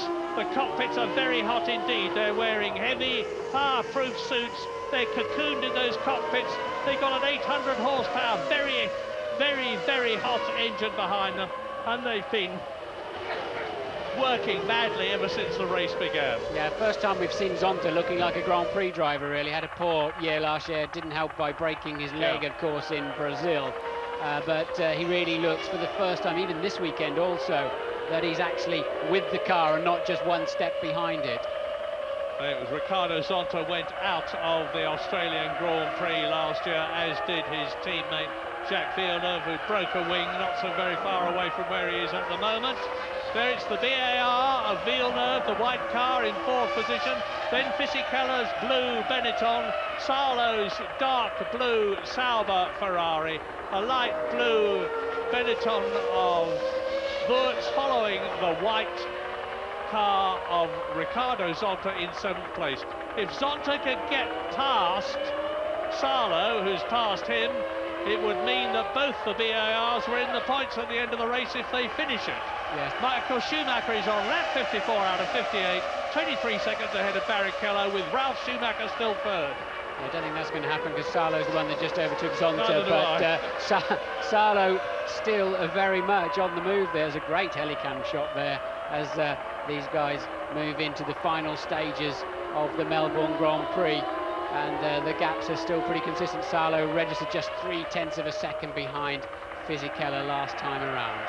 Well, Jordan won't be ringing any joy bells, McLaren won't be ringing any joy bells, nor will Arrows. It's been a bad race for all those teams, an even worse one for Jaguar, but great things can have small beginnings, and I know that Jaguar and all the rest of them will be applying themselves in the next 2 weeks. There's only 2 weeks before Brazil. It was 5 weeks between Australia and Brazil last year.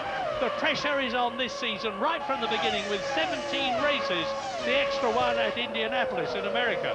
All of these cars are on the lead lap. Of course, as I mentioned before, the safety car shuffled them back up around lap 15. But with Michael just cruising at the front, 2 McLarens out of the picture completely.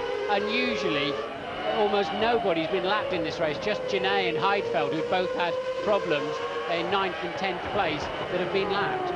Well, this is great stuff, and interestingly, Ralf Schumacher in the BMW Williams is by far the fastest man on the track at the moment.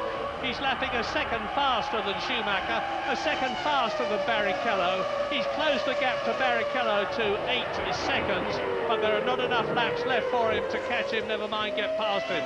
Villeneuve continues to hold that 4th position. Fisichella, there he is behind him in 5th position. Salo trying to get past. Zonta trying to get to grips with the Sauber in front of him. And Alexander Wurz keeping a watching brief on all of them. These places could change in the twinkling of an eye. And there are 4 laps left, including the one they are on. I remind you that Michael Schumacher is still out there, still leading, looking good for 10 World Championship points. Rubens Barrichello looking good for 6 World Championship points in his first race for Ferrari. Ralf Schumacher, the first race for BMW Williams, looking good for 4 World Championship points and getting on the podium. That would be terrific. But this is terrific too. Somebody running wide there and kicking up the dust, but no position change at the moment. This is where Salo is quick on the brakes.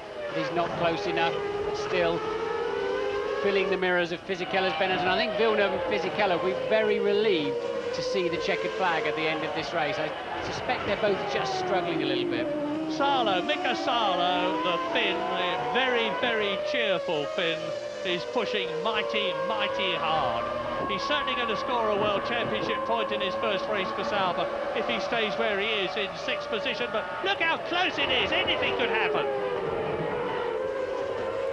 Now, Michael Schumacher out there in front for Ferrari. I said earlier on that he's had a great deal of bad luck, ill fortune in Australia. If he wins this one, it's not only going to be... Oh, and Zonta having a look. It's going to be Michael Schumacher's first race win in Australia if he wins. He's got 2 laps to go, each of 3.3 miles at the end of this one. He's on his 56th lap. But here, the attention, I mean, Genet is a lap down in the Minardi in 9th place. Heidfeld looks as though he's going to finish his first race for Prost in 10th position, 2 laps down. Salo thinking, shall I risk a point? Shall I gamble 1 point if I get a sniff at the back of his gearbox? Shall I gamble 1 point for 2? And knowing Mickey will be saying, yeah, of course I will, I'll have a go. So I don't think Fisichella's at all safe, while Mika Salo appears to have the faster car. Yeah, he's got that very powerful Ferrari engine from last year. Sauber have an arrangement with Ferrari that they will use last year's Ferrari Works engine, and we all know how good that was. Salo having a look. Wurz trying to get through, but Jacques Villeneuve is going to be a mighty difficult man to pass. He's got all the experience. Meantime, Michael Schumacher, and now the rest of them are on their 57th lap. That's the top 8 are on their 57th and the same lap. Marc Genet a lap down in 8th place. Nick Heidfeld 2 laps down in 10th position. But between the 1st and 8th places, there are just 58 seconds. Interestingly, we're looking at a gaggle of cars there, as we switch to the Ferrari, that ran very early in the year 2000, Murray, and not surprising, there's a couple of each of them in that pack there. and two Ferraris running strongly at the front end that seem to have good reliability. So those teams that got their car out early are certainly getting some dividends today. I was talking to Mike Gascoigne, the Jordan designer, just before this race began, and he said to me, Michael Schumacher will win this race, and I think Ferrari will win the Constructors' Championship, and Schumacher will win the Drivers' Championship. Well, we'll see, but it's a wonderful start. But I liked Mika Häkkinen's positive mental attitude. He said, hey, listen, there's 16 races left yet, and that's what we normally have in a season before we start, and I think that's a very good approach to have. Here. We, you know, one race, one swallow does not make a summer. One race does not make a world championship. All that Ferrari can say is they've started extremely well. All that McLaren, Jaguar, Arrows and Jordan can say is they have started extremely badly. But there's still 16 races to make up the gap or to lose to your rivals.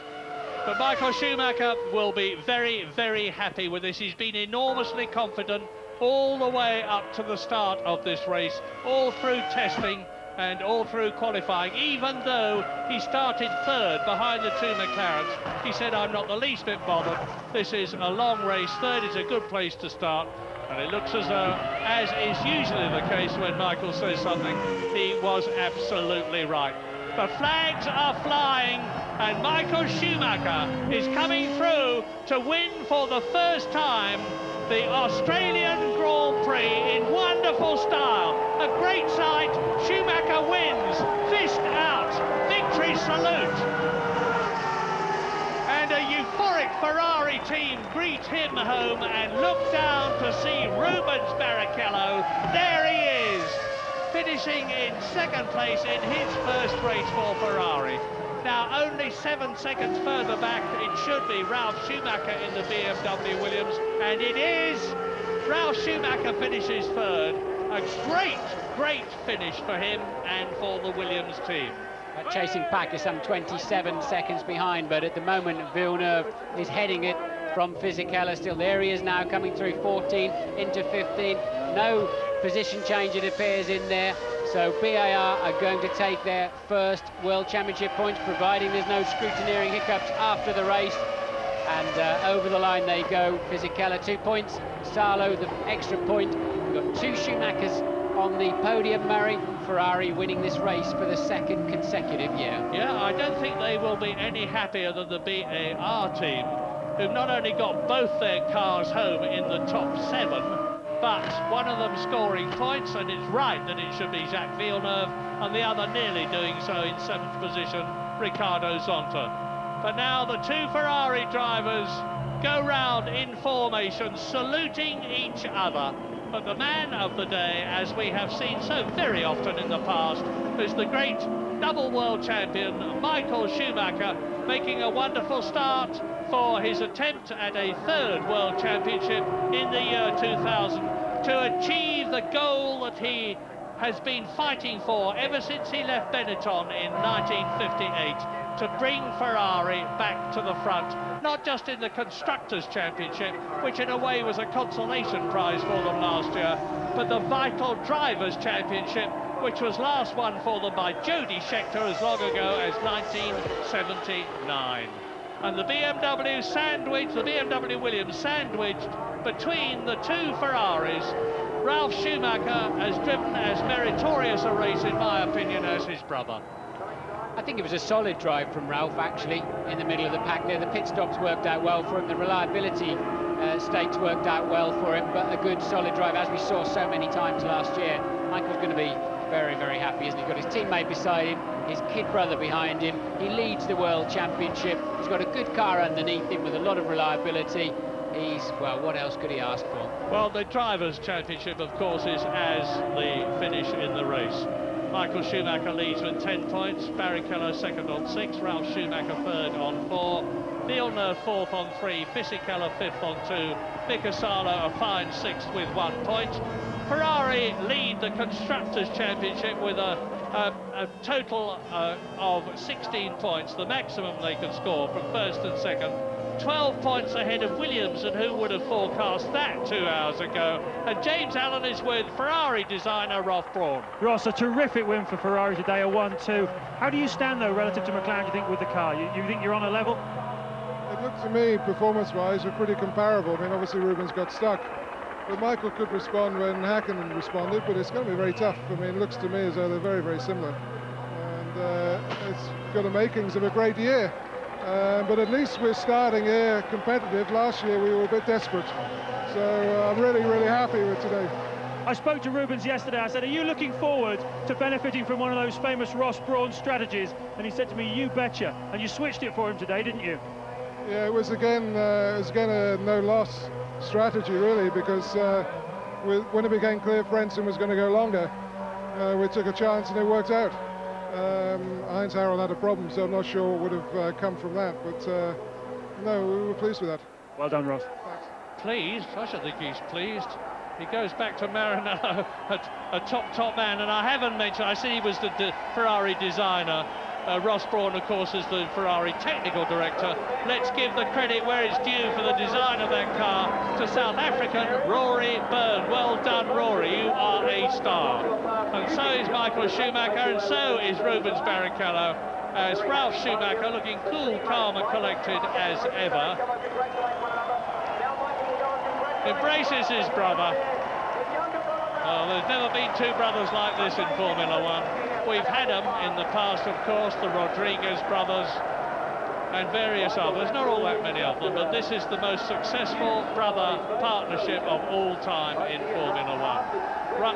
Ralph on the right, Michael on the right, on the left, showing again that when he's happy, he is very, very happy. A walk in Albert Park for Michael Schumacher this afternoon, and Jean Todt, the sporting director of Ferrari, pretty pleased with himself and the entire team. It was faultless, really, wasn't it? Of McLaren getting away at the start of the race and with a leading with a 1-2 there, but Ferrari coming through at the end, and it was just so easy for Michael. I've never made any secret of my admiration for Michael Schumacher, and one of the many things I like about him is his uninhibited joy when he does well. I mean, he's not a grey man who doesn't show any emotions at all. If he wins, he's happy, and he shows it.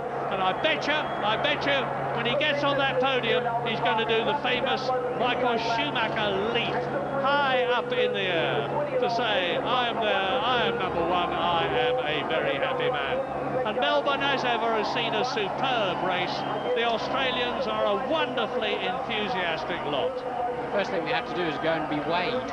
They stand on some scales holding their crash helmet to make sure that they match the weight that has been allocated to them pre the race, and there's no shenanigans going on there. There's Michael when he got out of shape towards the end of the race while he was just playing around, but as soon as they get off off the scales, they zoom up a tunnel, a passageway behind and up onto the podium, and when they look out, Michael's going to, you can see the crowd that Michael's going to look out onto, and they've got lots of red hats and red t-shirts and Ferrari flags to wave at him.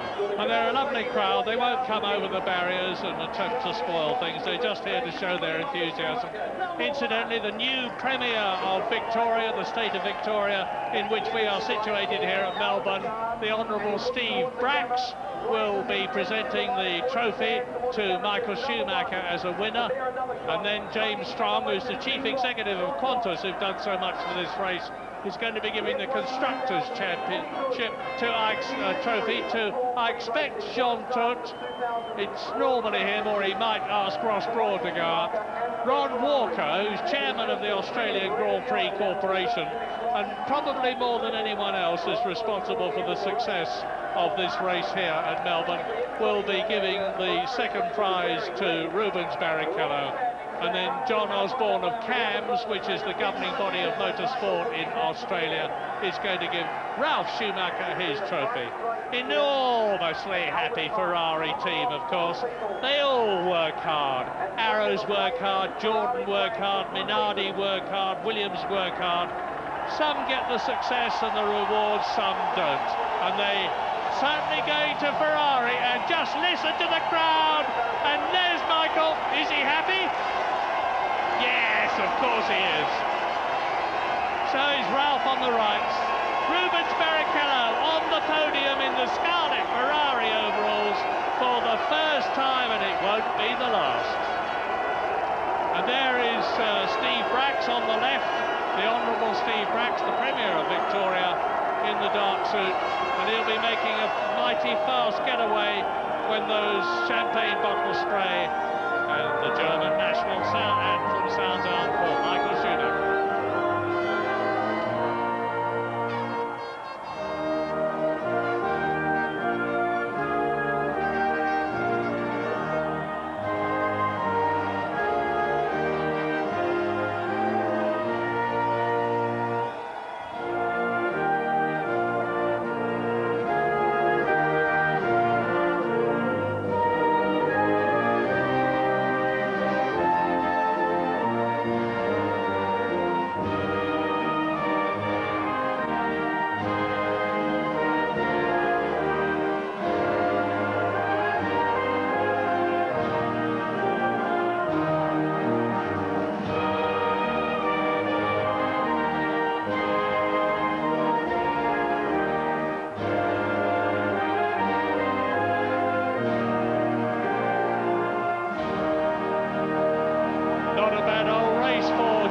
With the two Schumachers of BMW, but for Ferrari, the constructors, the Italian national anthem.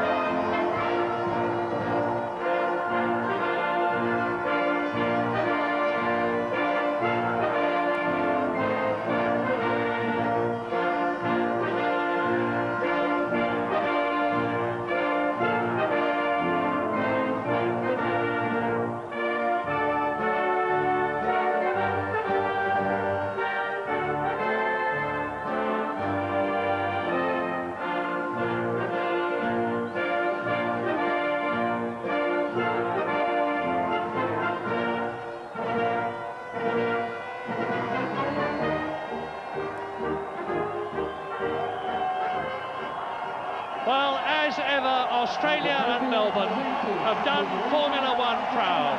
A wonderful way to start the new season. Yeah, it's been a spectacular weekend. A few of the top drivers have been in the wall, damaged their cars, but at the end of the day, Michael Schumacher is the man holding the silverware with such an advantage going into Brazil. No points for Jordan, no points for McLaren. No points for Arrows either, but a wonderful trophy, incidentally. That is undoubtedly the nicest trophy of the year. Australians, there's Ron Walker, Big Ron, who's the top man here in Melbourne. Look at that trophy, Australian diamonds and gold, and the Qantas leaping kangaroo in the centre. And Ralf Schumacher gets to take one home for the second year in succession for third place. Well, this is going to be a Grand Prix that Michael Schumacher will remember for a long time, with every good reason, as he gives Rubens Barrichello and the Premier of Victoria a dousing in champagne. Ron Walker just avoids it. I don't think that they were designed for that purpose, those trophies, but Rubens used it to very good, somebody used it to very good effect there. Well, well done, Michael, well done, Ferrari. Well done, Ralf Schumacher and BMW Williams, and let us remember too, well done, Jenson Button. Absolutely right, Murray. Thank you very much indeed. 1-2 for Ferrari in Australia. Schumacher's first win here at the 10th time of asking. Brilliant drive for Rubens Barrichello on his Ferrari debut. There's a big Italian quarter in Melbourne, and they will be raising their glasses tonight around that Lygon Street area here in Melbourne, celebrating a brilliant Ferrari 1-2. But what a drive from Jenson Button, and we hope to hear from him when you rejoin us.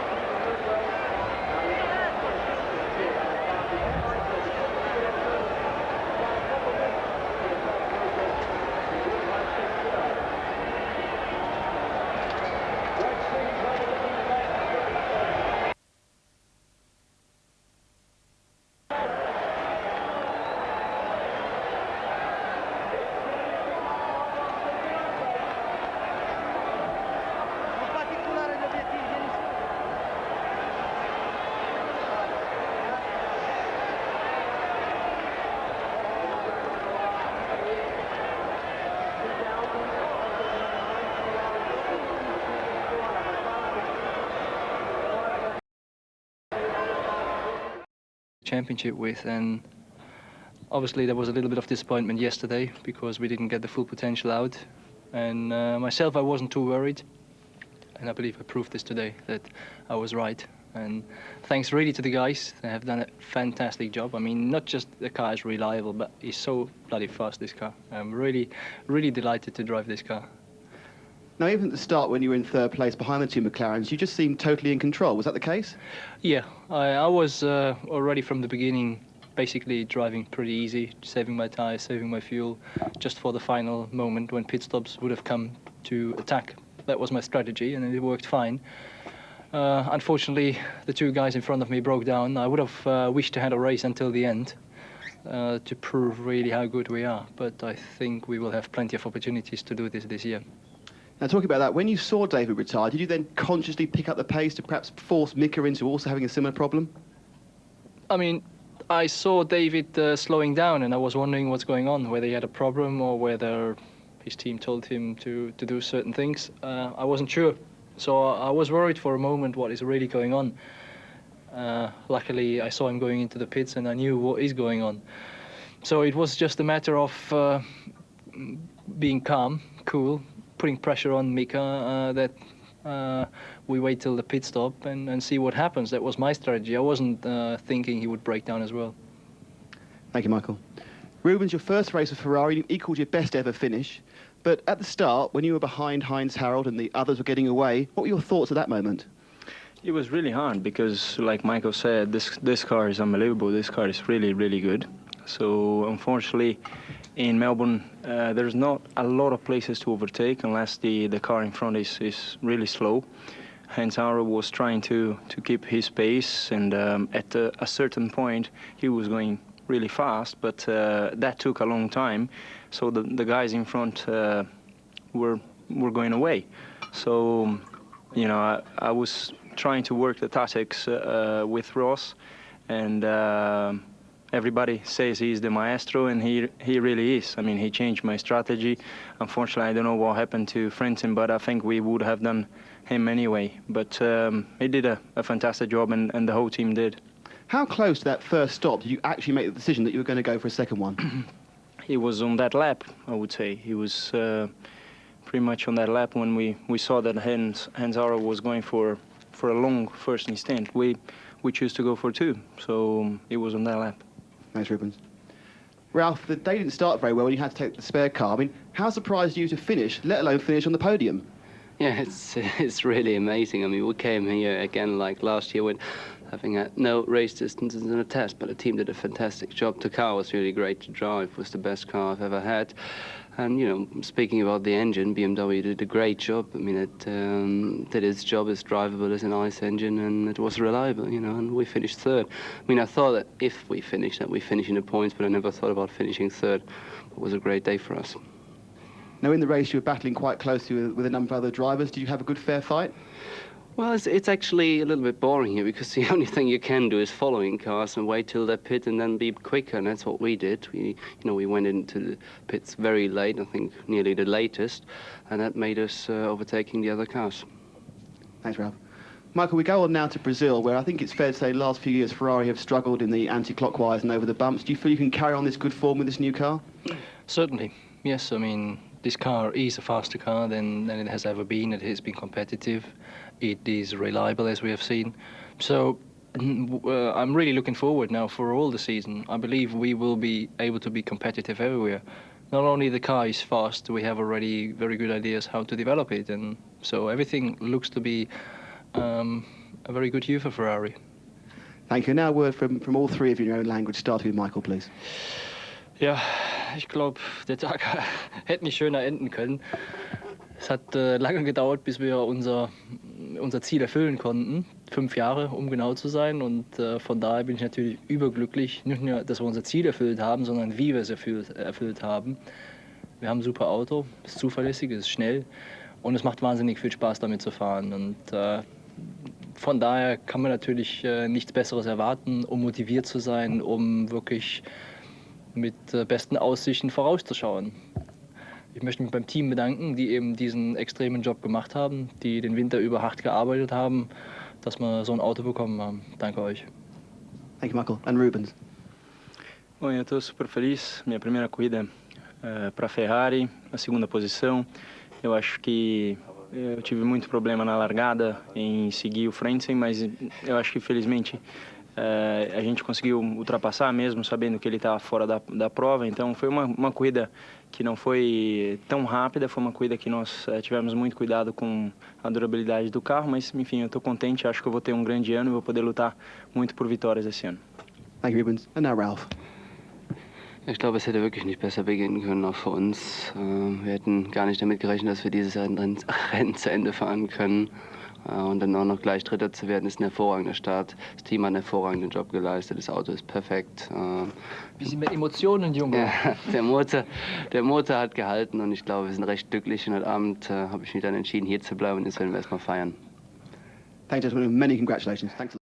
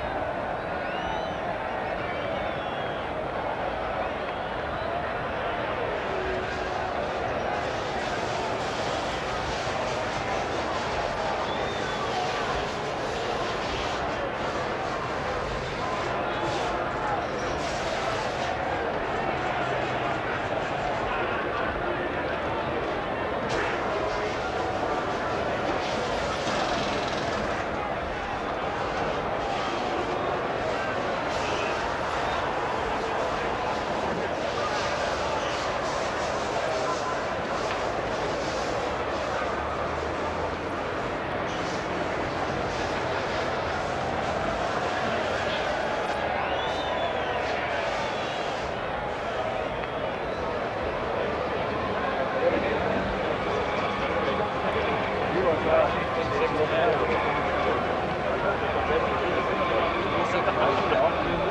würde ich sehr gerne, aber ich denke schon, meine Samstag.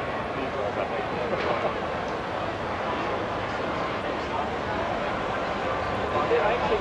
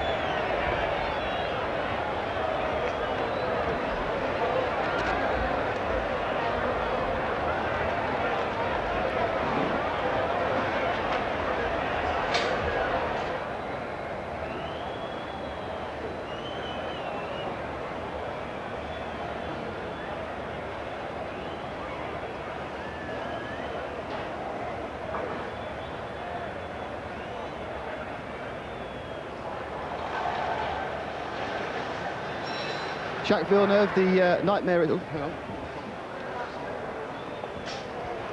Jacques Villeneuve, the nightmare is over at last. Your first points for BAR. Well, that feels great after the hard work of last year. To finally bring the car home with points is fantastic for everybody, for the whole team. Everybody that worked hard at the shop. You know, it finally pays, and it's the first race for Honda, so it's also very good. Now, you've worried about the car's speed, but the reliability is there. How quick do you think it is in race conditions? My car wasn't very quick today. Our setup, we had a pretty light rear setup, which was very good for qualifying, but a little bit average for the race. Now coming to you, Craig, again, it must be a fantastic feeling to have finally got those first points on the ground. Well, it's very necessary. The team's worked extremely hard over the winter, and it's a consecration of all that hard work that's been put together. It's given the points. I mean, it's not just a driver and a car, it's everybody behind there at the factory. So very, very happy, and it's one monkey off our back. Are you elated or relieved? I'd say more relieved than elated. I don't think there's any big reason to be elated. I think Jacques would say the same thing. What we have to do now is work even harder to make sure that we can climb a little bit higher. Guys, thank you very much and many congratulations. Well done.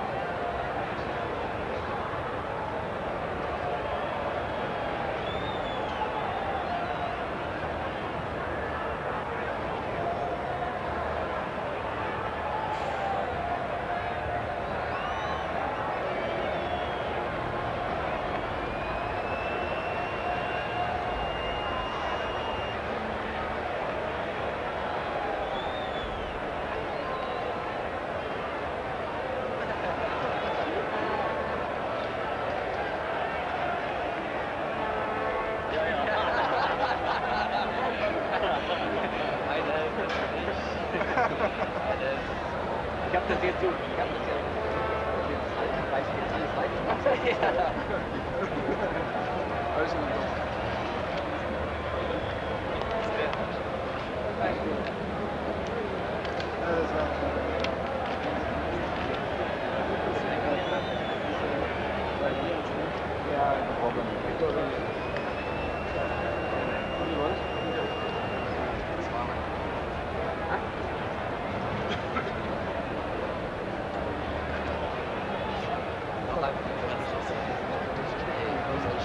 habe mir gedacht, komm, lass dir Zeit, ich wusste ganz genau, wir sind die Letzten, da kam ich vorbei, es war so schon überall.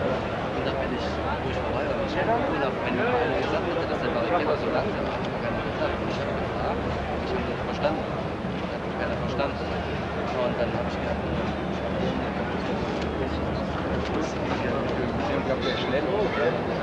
ja, nee, ich habe dann auch wieder.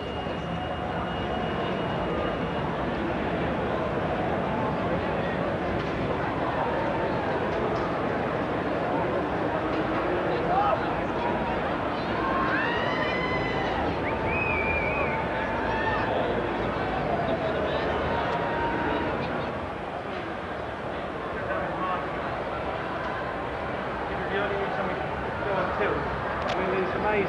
2-3 degrees on a certain electronic item.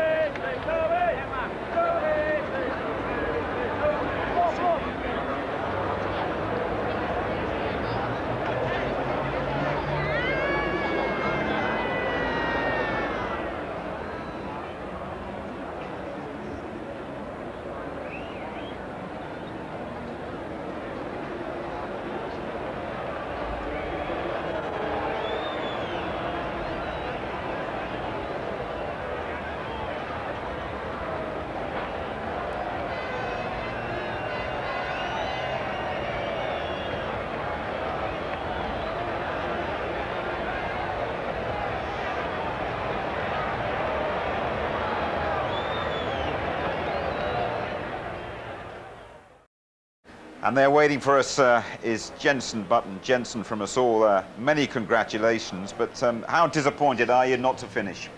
I'm not really disappointed. It's my first race in Formula One, and starting from 21st isn't the way that I wanted to start, but there you go. But during the race, I had a couple of good races with Alex Wirtz and also with Fisichella, so it's been a good race for me, and to come from 21st up to 6th position, I'm very happy with. We saw you very calm indeed when you spoke to Martin Brundle before the race, but surely beating away, that old heart must have been thumping. I was actually surprised, because normally I am very nervous before a race, about the first 30 minutes before a race, but I was fine. I was very surprised. When the lights disappeared, when the red lights disappeared, I was a bit nervous and a bit anxious to get going, but no, I'm very happy of the result today. Were there any memorable incidents that you will take from this race, and you'll look back when you're bouncing your grandchildren on your knee and say, yeah, I remember my first race in Australia?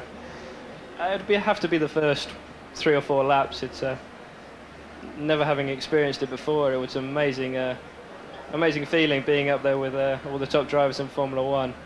But no, it's got to be the first 3 laps. How different was the whole experience of a Formula One race for you, Jensen? It's obviously very different. Long races to start with. A 58-lap race is very long compared to what I'm used to. It's about 20 laps in Formula 3, so it's quite a big difference. Also the competition. This is the best drivers in the world I'm racing against now, and it's great to be here. Physically, did you feel it in the later stages? Very, very hot out there, very demanding? Yeah, just after the just before the pit stop, so I started getting a bit tired, but after the pit stop I was raring to go again. I don't know what, maybe I had an extra booster or something, but coming out the pits and being in 6th definitely helps. Now, we had your dad John up here before the start of the race. I mean, just looking at you and chatting to you here, I tell you what, he was more wound up than you were throughout the whole day, I think. No, it's been a pretty good day. I've been chilled, pretty relaxed, but I think that's part of the team's way of working. They've not put any pressure on me today. Obviously, starting 21st, you can't really have much pressure. But no, they've been great, especially Frank, Gerhardt, and lots of parties with your mates going on back home around that Somerset area. I think your dad, who's just joined us, was telling us. You might just like to say something to your pals back home, Jensen, but before we call in John. Hi there. Yeah, no, I'd like to say thank you to all my friends. I know that a lot of them were up watching the race, and to my girlfriend and the rest of the family. It's great to have the support. Thank you. Well done, Jensen. John, the kid did good, didn't he? Yep, well done, good. We had Murray. Murray went in sort of town crier mode at one stage when he gave it the hear this, Oh, Jensen no. Button is fourth. Yeah, I can imagine Murray. He didn't fall off his stool, did he? But how bad was it for you sort of watching it, or can you honestly sit back and say you enjoyed the whole experience today, John? No, I did enjoy the experience. I found a quiet place in one of the grandstands and away from everyone, and really soaked up the whole race. It was brilliant. At the end of it, I guess there'd be a slight sense of disappointment that Jensen, he was in the points, and the engine let him down at the end. He didn't manage to finish. Yeah, I think a slight disappointment is the right words. Just he handled himself so well in the race, and what I saw, he didn't put a foot wrong, and all the doubters now can be put to rest, I feel. I was going to say, you'd have seen the headlines over here. Was it boy wonder or boy blunder, one of them said. I mean, I think he's proved a point today. Yeah, excellent, but drove very maturely, and no, excellent. All over the moon. And now, Jensen, going back to you now for Brazil, eh? Yeah, I've got 2 days testing at Silverstone next week, which I'm looking forward to. Don't know how I'm going to feel after a 24-hour flight back from here, but I'll try my best, and then we go out to Brazil. I think it's on Monday, so looking forward to it. I heard it's a very, very demanding circuit, so I'll be in the gym training. Okay, just finally, Jensen, just sum up the whole thing for us. Just put it succinctly, your feelings about what's happened to you here in Australia this weekend. My first experience of Formula One is what I expected it to be. It's actually better than I expected it to be, and it's good to be here with all the best drivers and all the best teams in the world. It's what I've dreamt about, obviously, for many years, and now it's reality. I tell you, it's really good to have you with us. It's really good to have you throughout the season. Thanks for joining us now. And thank you too, John. Many congratulations to you both. Well done. Thank you. Well, I'll tell you what is he, 20 years of age? I mean, handles it all without a flicker, doesn't he? Do you know what? He was online there to finish with 1 World Championship point, which would have equalled the great Alain Prost. I mean, I was assistant team manager at McLaren when Prost did that for us at the first race, in not a very competitive car. And to be fair, you know, the BMW Williams isn't the best out there yet. It may be. He was on course to do that, but as his father said, he's proved all the doubters wrong. You know, he had problems in the gym, he pulled a muscle in his back, he's accelerated his training program. He has quite a frail body, because the body has to get used to a Grand Prix properly. Their neck eventually comes out to here, like Nigel Mansell's used to be. Their pecs and all the things they need to drive one of these big 800 bhp beasties. But he was saying there, Tony, no problems physically, really. Took it all in his stride. And as he said, I mean, starting from the back row, working himself up to a finish and a possible points finish as well. It was just a terrific achievement. Well, you've met him. When you come across somebody who is a real star, someone like Schumacher, you don't see a bead of sweat. I didn't see him looking flustered at all there. He didn't look as if he'd been put through the mangle machine, but he has. You know, he will have lost about 2 kilos in weight. He will have perspired. He looks in very, very good shape, and he's still got that twinkle. I think the boy has got it, and that's what Gerhard Berger said to Sir Frank Williams. He's got it. You better hire him. I think he's proved it here, and although of course he's not the finished article, he has proved very definitely, Jensen Button, that he can hack it in the world of F1. Yeah, he can, absolutely, no question at all. He's done a very, very good job, and you know, he really had to have everything together, and no matter what he says, coming into that that's his first pit stop there, it was something that they rehearsed and rehearsed at the shakedown test, the British Grand Prix, yet the guy was still the fastest of all the cars out there, and every 3 or 4 laps they brought him in to have another pit stop. This is the agony for him. He must have just felt that engine let go as he's coming up towards turn 3 there, and just guiding it gently towards the shale and out of harm's way when it feels let go. And although he'd be disappointed, he would have felt, look, I've shown everybody what I can do. Was he dangerous out there? No, I thought his track craft was brilliant, you know, and no one's had any complaints. That's not to say he has to prepare for that in the future. There's bound to be some altercations in the topsy-turvy Formula One world. Good. Tony, thank you very much indeed. We're going to leave you for a couple of minutes. There's a lot more for us to discuss about the Australian Grand Prix. We will be right back. You're back with us in Melbourne. Let's go straight to the press conference and hear from the top three. Ralf Schumacher, Rubens Barrichello and Michael Schumacher. Michael, this must be the perfect start to the season for you. 1-2 for Ferrari, first for you. Your first win in 10 attempts here in Australia. No points in McLaren. You must be delighted. Yeah, certainly. I mean, delighted is probably the wrong word. I mean, imagine how long I'm in Ferrari. It's the fifth times we try to win this Australian Grand Prix and be competitive from the beginning of the season. But somehow when I went into my new car, I immediately felt this is the car I'm going to doing with and I'm going to fight really from the beginning of the championship with. And obviously there was a little bit of disappointment yesterday because we didn't get the full potential out. And myself, I wasn't too worried. And I believe I proved this today, that I was right. And thanks really to the guys. They have done a fantastic job. I mean, not just the car is reliable, but it's so bloody fast, this car. I'm really, really delighted to drive this car.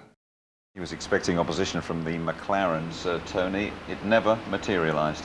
No, it didn't, and that is an amazing thing, because while Ferrari spent so long in the wind tunnel trying to land with the wheels turning, as you said, the miles that these guys put on, you know, Coulthard in particular, did all the work during the winter, trained like crazy. They even grafted on the 2000 rear end with the 2000 engine onto a 99 chassis, run around with that, tested all the components, and here we are, early in the Grand Prix, coming in with this problem. The same problem as Ron Dennis said that they identified yesterday with the valve gear, the pneumatics relating to the valve gear. We saw them playing around with the pipes. And there's Coulthard. He went back out and he had to return. The same thing affected Mika Häkkinen. This is exactly what Häkkinen wanted to avoid. He said, please, please, please, we want to be there from the first race. I don't want to have to go through the agony that we went through last year. That's what he must have been thinking as he retired from this first race. Okay, there's 17 this year instead of 16. But one thing Ron said there, he said, we were conserving fuel well. This new Mercedes engine, when it's on stream, better watch out because it's very fuel efficient and fast. Thanks, Tony. Well, agony then for McLaren, not so for Jacques Villeneuve. Villeneuve, the former world champion, scoring the first points for British-American racing. Jacques, what a brilliant way to start the season. Oh, it feels great. Mostly after all the hard work of last year, and finally get a result is a good thing. What difference is it going to make to the team? Well, it's good. It brings a lot of good energy to the team. The team has worked very hard, and finally we got a result, so now we can push forward. What area is it that you've been working on over the winter that's made this difference? Reliability, that's the main issue. Reliability, as always, the key here in Australia and indeed everywhere else. Just confirmation then of the results and indeed the points. Michael Schumacher 10, Rubens Barrichello 6 for Ferrari, Ralphie Schumacher 4 for Williams, Jacques we just seen a precious 3 points of BAR, Fisichella with a couple for Benetton, and Mika Salo. What an excellent drive from Mika Salo, an excellent first drive and making his point for the Sauber team. Okay, plenty of football coming up your way here on ITV this week, the Champions League. And this is what is coming up for you, a rerun this afternoon at 2 o'clock. Highlights just before midnight tonight. And by the way, on ITV2, a repeat of the highlights 8 o'clock on Monday evening.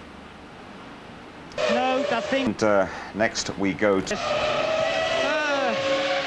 I hope not. I think it's the worst 3 days I've ever had in my entire career. It's, you know, it's just been a complete nightmare. We had the engine issues, problems. We thought we'd fix them. Obviously, we haven't. We're going to have to get everybody's together to fix it now. And today was, you know, I just thought the engine felt good, actually. We changed engines from this morning. Felt good. Car felt actually quite good. But obviously the start, it was a good start, actually. I got a nice start. And then basically, actually where I stopped in qualifying on both times, that's where it started to have the problem. The clutch started to slip.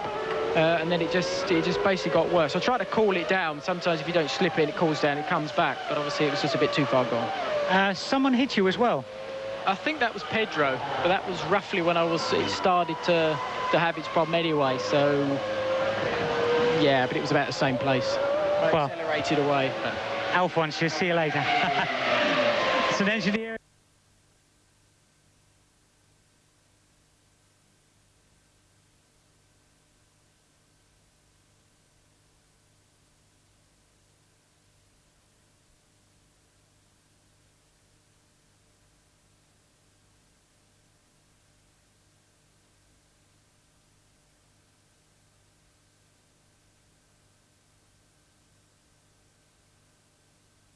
You know, well, if we're in the top 10, it's a bonus. Now, what's third place then? Well, it seems like it's a bonus, yeah. But I have to say honest, we worked very hard, and I have to say our technician did a great job the last few months. They're pushing really day and night. And we know that we moved forward. We didn't want to show too much because time to show is on the race. And it worked out well. There's two little things. One, Jensen Button didn't make a mistake today. He did a great job, very good. I don't know what's happened, we have to analyze. Yes, and the other thing, where do we go from here? Well, now it's very important to stabilize the situation. You know, we cannot start to get to the moon. We have to stabilize the situation. We have still a lot of things in front of us, but we're gonna come. Thank you very much. Congratulations again. Hij zegt, ja, er zijn een heleboel dingen die nog moeten. I think there was some problem with my car because someone touched me in the start. I am quite pleased. Thank you very much. Hij zegt, iemand heeft me geraakt. I think on a fairly successful race after a disastrous qualifying. Well, I think qualifying was not too bad with 15s because in all the 3 practice I've been even more behind, and to be honest, I'm not so happy with the race. Obviously, it's very, very nice that we finished the race, which is the most important thing in the beginning, but we need to find a lot more speed for sure. Yeah, can I congratulate you on something else? You're looking very fit. You're much fitter than all the other drivers I've seen so far. Yeah, thank you. For me, it has not been a big problem. I think it has not been as hot as we've expected. Thank you very much. Very good. Must be basically a dream start. You first, your teammate second, and your brother third. Yeah, no, it's a family atmosphere and situation up there. What did you say to Ralph when you got on the podium? Because you were having a little chat.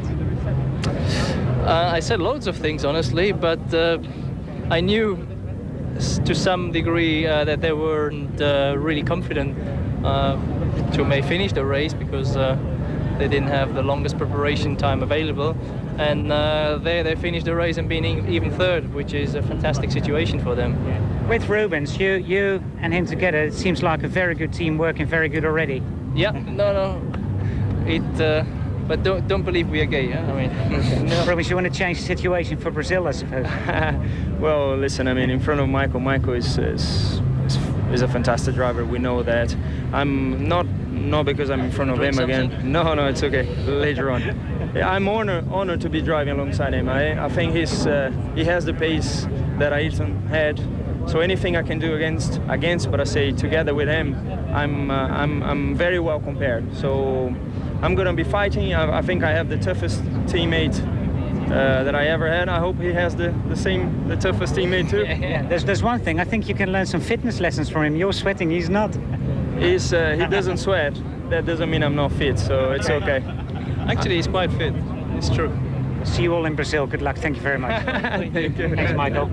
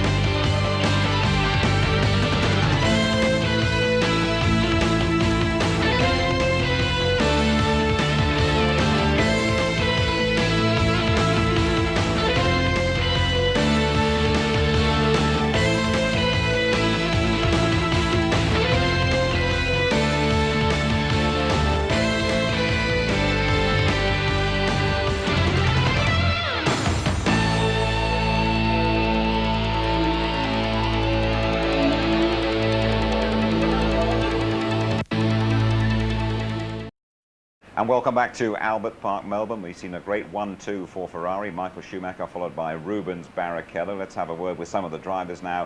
Starting with Michael Schumacher, his first win in Australia, and he's tried 10 times. I was able to go very fast during the race. I was, I'd say, pushing onto the McLarens. They had a better start, as usual. That's something we need to work on.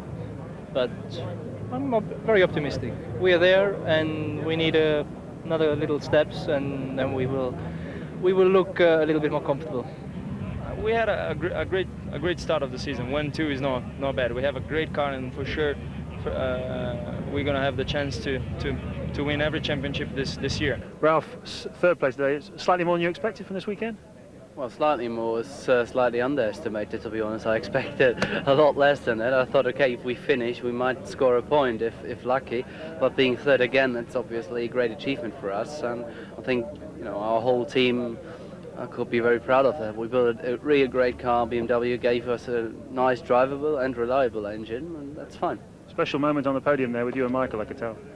Well, it was. It's actually always a very special moment, but today, you know, it was particularly special because I think, you know, first race for a new manufacturer being third is a great moment. We were on the front row and obviously leading and second in the race, so we can take confidence from that. You know, Michael didn't seem to be pushing us particularly hard in the race, so you know, just need to make the car more reliable.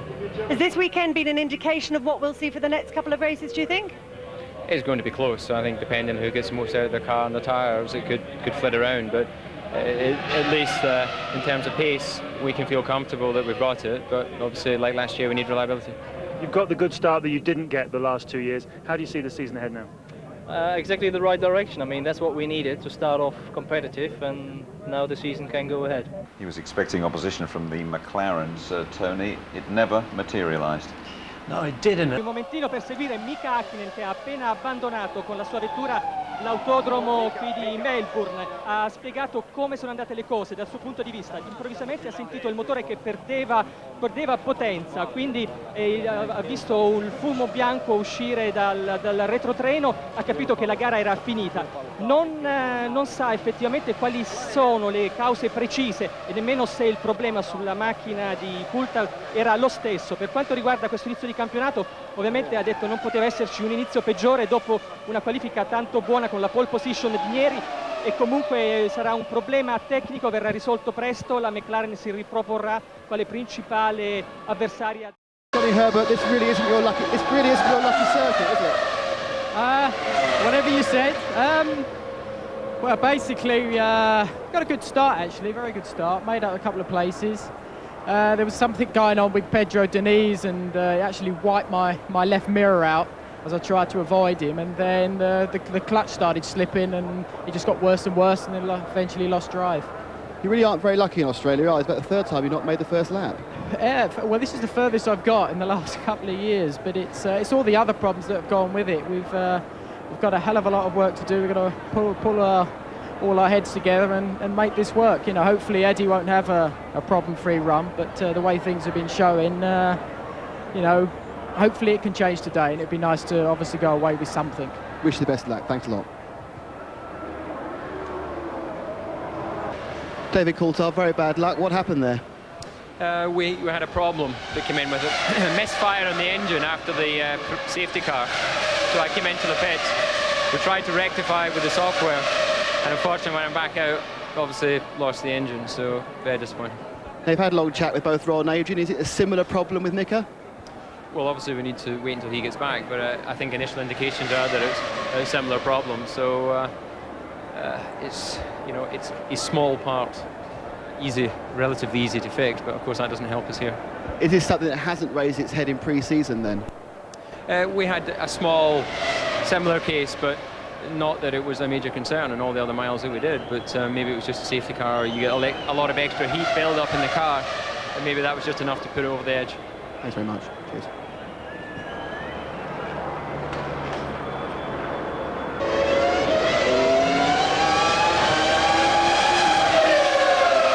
Mika Hakkinen, very bad luck. What happened there? Well,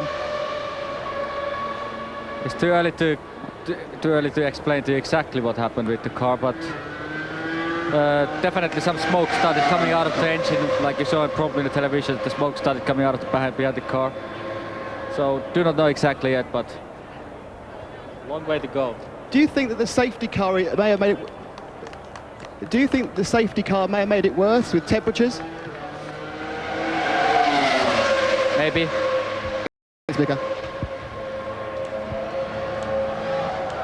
This kind of problems at that stage of the race? Well, to be quite honest, we certainly didn't expect it. We thought we had an understanding of what occurred in the practice on the engines in unofficial qualifying, but in fact what's happened is exactly the same. So we can take some comfort from the fact that all 4 engines suffered the same pneumatic failure. That will allow us to very quickly focus in on a part of the engine which has never really given us any problems before. So somewhere within either the supply chain or within the assembly process, something has fallen out of spec, and we've had the failures that you can see. How was the lead for Mika and David in front of Michael? Do you think it was comfortable at the stage of the problem? Yeah, we had we'd already dropped our pace and were conserving fuel in order to be able to have the maximum window in which to stop. He was in good shape behind the pace car. I'd radioed in that the car was handling very well and he had no problem to go faster if necessary. David was very much just keeping pace and waiting for the fuel load to drop out. I think fortunately completed enough of the race to know that the cars are very competitive, and that much to the belief of some people in Formula One, we have the ability to beat Ferrari and Michael. So whilst we're disappointed, we can at least go away feeling that we have the opportunity to fight in Brazil. So we can be sure that this problem we saw today will be solved for Interlagos? Yes, I'm not concerned about that, but you win world championships at 17 races, and you can't, in the level of competitiveness that we have now, you can't afford to just be too philosophical about one race. We've got formidable competitors and some very reliable cars, and you know, this sort of performance really isn't acceptable. Okay, thank you very much, Ron, and good luck to you and the team. Thank you. Hello, Eddie. What kind of problems did both of your cars suffer in that race? Not altogether fully certain yet. On Jarno Trulli's car, it appears that we had an exhaust failure, and that caused the problem which stopped it with basically what people saw was an engine failure, but it is not an engine failure from what we can clearly see at the moment, but yet needs to be confirmed when the cars return to the factory here. It is an exhaust problem. On Heinz Harald's car, we had a pot failure on the electronics, sending the message to the gear change, and while it was running, it was clearly not going to improve and we weren't going to score points, and sadly that was the end of the day. But up to this point, Eddie, it was a pretty good race of both of your cars. Did you expect something like that happening? Was it a big surprise after you had problems with the reliability sometimes in the pre-testing? You know, we have really pushed the car in a different way this year because we are pretty determined, or trying to anyway, make very big inroads into McLaren and Ferrari. And to get that speed, obviously something has to suffer and the reliability will suffer. But I think it's in a good cause in the long term, because we hopefully then have a car that can compete and win races from the front. So it's a difficult call to make. Right now you'd like to be reliable, but you also want the speed as well. Very quite understandable, but how long do you think will the team need when you get to the point where you have the benefit of the improvements which you have installed before the season? It's always a difficult one, you know. Once it starts, it's very hard to get things done. We'll test next week in Silverstone, and then we'll see what happens in Brazil. But this is very disappointing, particularly when we had the chance and were leading a race. And who knows what's going to happen, but this is life. We've had a very reliable time last year, and we knew the penalties that were going to be there, and the penalty is that if you suffer with reliability, even for speed, you don't score points. So we have to wait to see. I hope it'll be sooner rather than later. Okay, Eddie, thank you very much. Sorry for the dropouts. Talk to you soon. Bye. Thank you. Bye. Mit unserem englischen Kollegen, und wir hören uns das jetzt im Original noch einmal an. And it caused the engine to overheat, but it appears it was an exhaust problem to cause all the problems. With Heinz Harald, one of the pots which sends the messages on the electronic side of things to the gearbox to do certain functions seem to have failed. Of course, both of them, we have to get them back here to confirm that, but that's what it looks like on the data and the telemetry.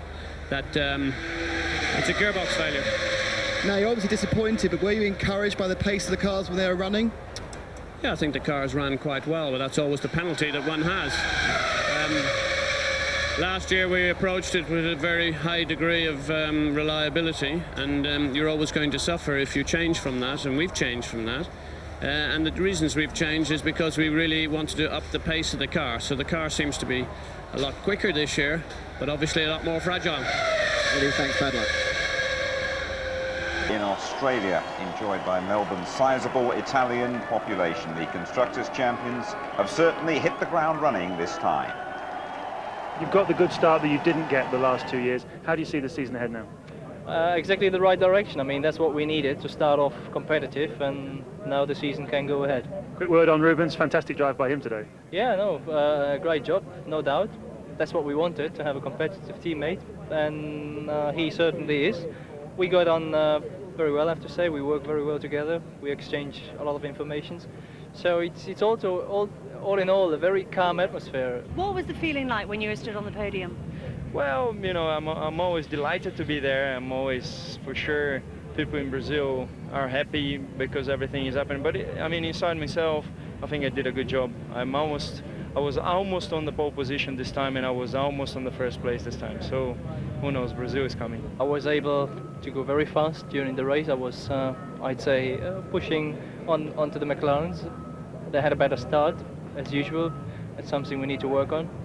But I'm very optimistic. We are there, and we need another little steps, and then we will look a little bit more comfortable. Jensen's performance today. Jensen did a very good race. I mean, I have to say, I have to make him a compliment. He did a good weekend. I mean, he crashed yesterday morning on what is a very normal thing that happens sometimes. But today he did great, and I mean, he was in the points when he stopped, so he could finish in a fantastic position too. How different was the whole experience of a Formula One race for you, Jensen? It's obviously very different. Long races to start with. A 58-lap race is very long compared to what I'm used to. It's about 20 laps in Formula 3, so it's quite a big difference. Also the competition. This is the best drivers in the world I'm racing against now, and it's great to be here. Physically, did you feel it in the later stages? Very, very hot out there, very demanding? Yeah, just after the just before the pit stop, so I started getting a bit tired, but after the pit stop I was raring to go again. I don't know what, maybe I had an extra booster or something, but coming out the pits and being in sixth definitely helps. I'll tell you, it's really good to have you with us. It's really good to have you throughout the season. Thanks for joining us now. And so Michael Schumacher and Rubens Barrichello collect all 16 points for Ferrari. Ralf Schumacher gets 4 for Williams. Villeneuve at last scoring for BAR. Then Fisichella and Zonta promoted to 6 on the back of Sarlo's belated disqualification for a faulty front wing. Marty Brundle's joining us. We saw the first Formula One drive for Jenson Button. You were very unsure about whether he should be here at all. Have you changed your mind? The season's yet young, of course. There's a lot of things to happen, but it was a tremendous performance, a good start, excellent start, in fact. Kept it on the road. He was dicing with some old hands. His lap times were very, very consistent through the race, and I wondered if he might tire, might fade a little bit. Jenson said later that he was feeling a bit fatigued just before the pit stop, but when he came out after this stop, which is very quick in 11 seconds. His first ever pit stop. His first ever pit stop in a motor race. Got away well, look. And next time round, they're showing him P6, and that gave him a second wind. Tony, he seems to have handled the whole Formula One circus like a veteran. Yeah, he has, and I mean, I can't think of anyone other than Alain Prost, when I was working for McLaren, who came from F3 after we'd selected him, went straight into his first race and got 6th place, which of course what Jensen was heading to. And he'd had literally no experience whatsoever, other than this man on the right, who also did a great job jumping from F3 to F1. I think he's got it. As Martin says, the jury's out because there's a long way to go. But let's hope for his sake and for Britain and for the younger drivers who are waiting for him to blaze a path for them, that he makes it. So we give Jensen a tick, shall we, Martin? Let's look at the start. It looks as though McLaren's have got a big stick there. They look a big tick, I should say. They look to be away and gone. Yeah, the McLaren's a perfect getaway there from both of them, and Coulthard even thinking of having a look up the inside of Hakkinen, but the Ferrari's very tardy away, giving one of the Jordans, Frentzen, a chance to split them, and that would cost Barrichello a lot of time. A little bit of a touch going on at the back end, but pretty solid driving from all those in the field, actually. Now, when the big cat came out of the bag, which a big blaze of glory, wasn't it? But they sort of whimpered away with the tail between the legs here, Jaguar. Yeah, I mean, it's a shame, again, and we have to remember that it's a repainted Stewart team, and they have had these huge problems. But Johnny Herbert, and Martin said it in the commentary, unfortunately, it's the same old luck for him again, and he almost has the secondary Australian jinx. That was Deniz who pushed him out there, and then someone had pushed into him. But, you know, he got thrown off into the sand in '97, him and Villeneuve, and this was Irvine also spinning out in avoidance of Pedro de la Rosa, who'd gone up earlier off there. You know, a suspicion, maybe some sort of a failure on the arrows. We don't know, we'll have to wait and see. Let's go back and talk about McLaren's, Martin. Amazing. Again, they leave this place nil point. I know Ron Dennis said to me before the race that he felt sure they'd fixed the problem they had on Saturday morning when both cars failed with engine dramas. They thought it was something to do with a transit problem as they were coming over from the UK to Australia, and he felt it wouldn't be repeated. But as we saw, both of them puffing smoke out of the back as they departed from the race, looking very sick, and as you say, absolutely no points, and they didn't seem to have their clear performance advantage that they've had in the last couple of seasons going into the first race. And the Jordans as well, so much expected from Jordan this season, especially after the way they went last time around, and they had a pretty miserable old time, Tony. Well, they got the strength and the continuity with the Mugen Honda engine, the same staff and team, and Jarno Trulli, the poor lad here, who's in a firm 3rd position, and then off he goes out like that. Look at the flames coming out of the back. That a bit of a shock. They have had gearbox problems during testing. Now, this is Heinz-Harald Frentzen. It was after the pit stop. Schumacher had already come in. Heinz-Harald Frentzen had a 14-second lead. He came in. Now, this was the refueling problem, having to put the nozzle back on and off. Something had jammed in there, and that'll rekindle this debate about the decoupling under flow, that is, with the fuel still in the hose, and then yanking it off, which is what Ferrari did last year to make refueling quicker. It could jam. Lots of people say it's dangerous. Final word from you, Martin. Sum up the Australian Grand Prix. Well, reliability was a huge issue. Ferrari looking strong in every way. Michael Schumacher looking peerless, it has to be said. I thought there were some very solid drives through the field. I think we had one or two strange runners in the top 6 at the end. Maybe they won't have quite such a luxury, I think, as Jordan and McLaren particularly, and Jaguar get their act together. Martin, Tony, thanks very much. ITV2, Monday night, a repeat of this highlights programme at 8 o'clock. And a couple of weeks' time, we go to Brazil, stand by for Rubinho fever there. Lots of support for Barrichello, qualifying live 3:30 on the Saturday afternoon, and the race, our coverage starting from 5:20 on the Sunday, highlights at 11:50.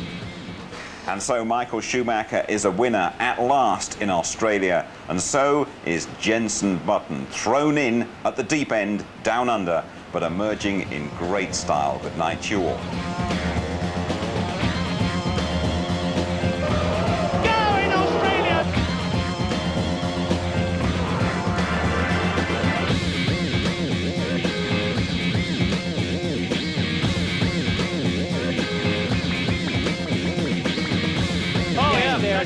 That's it. David Coulthard out of the race.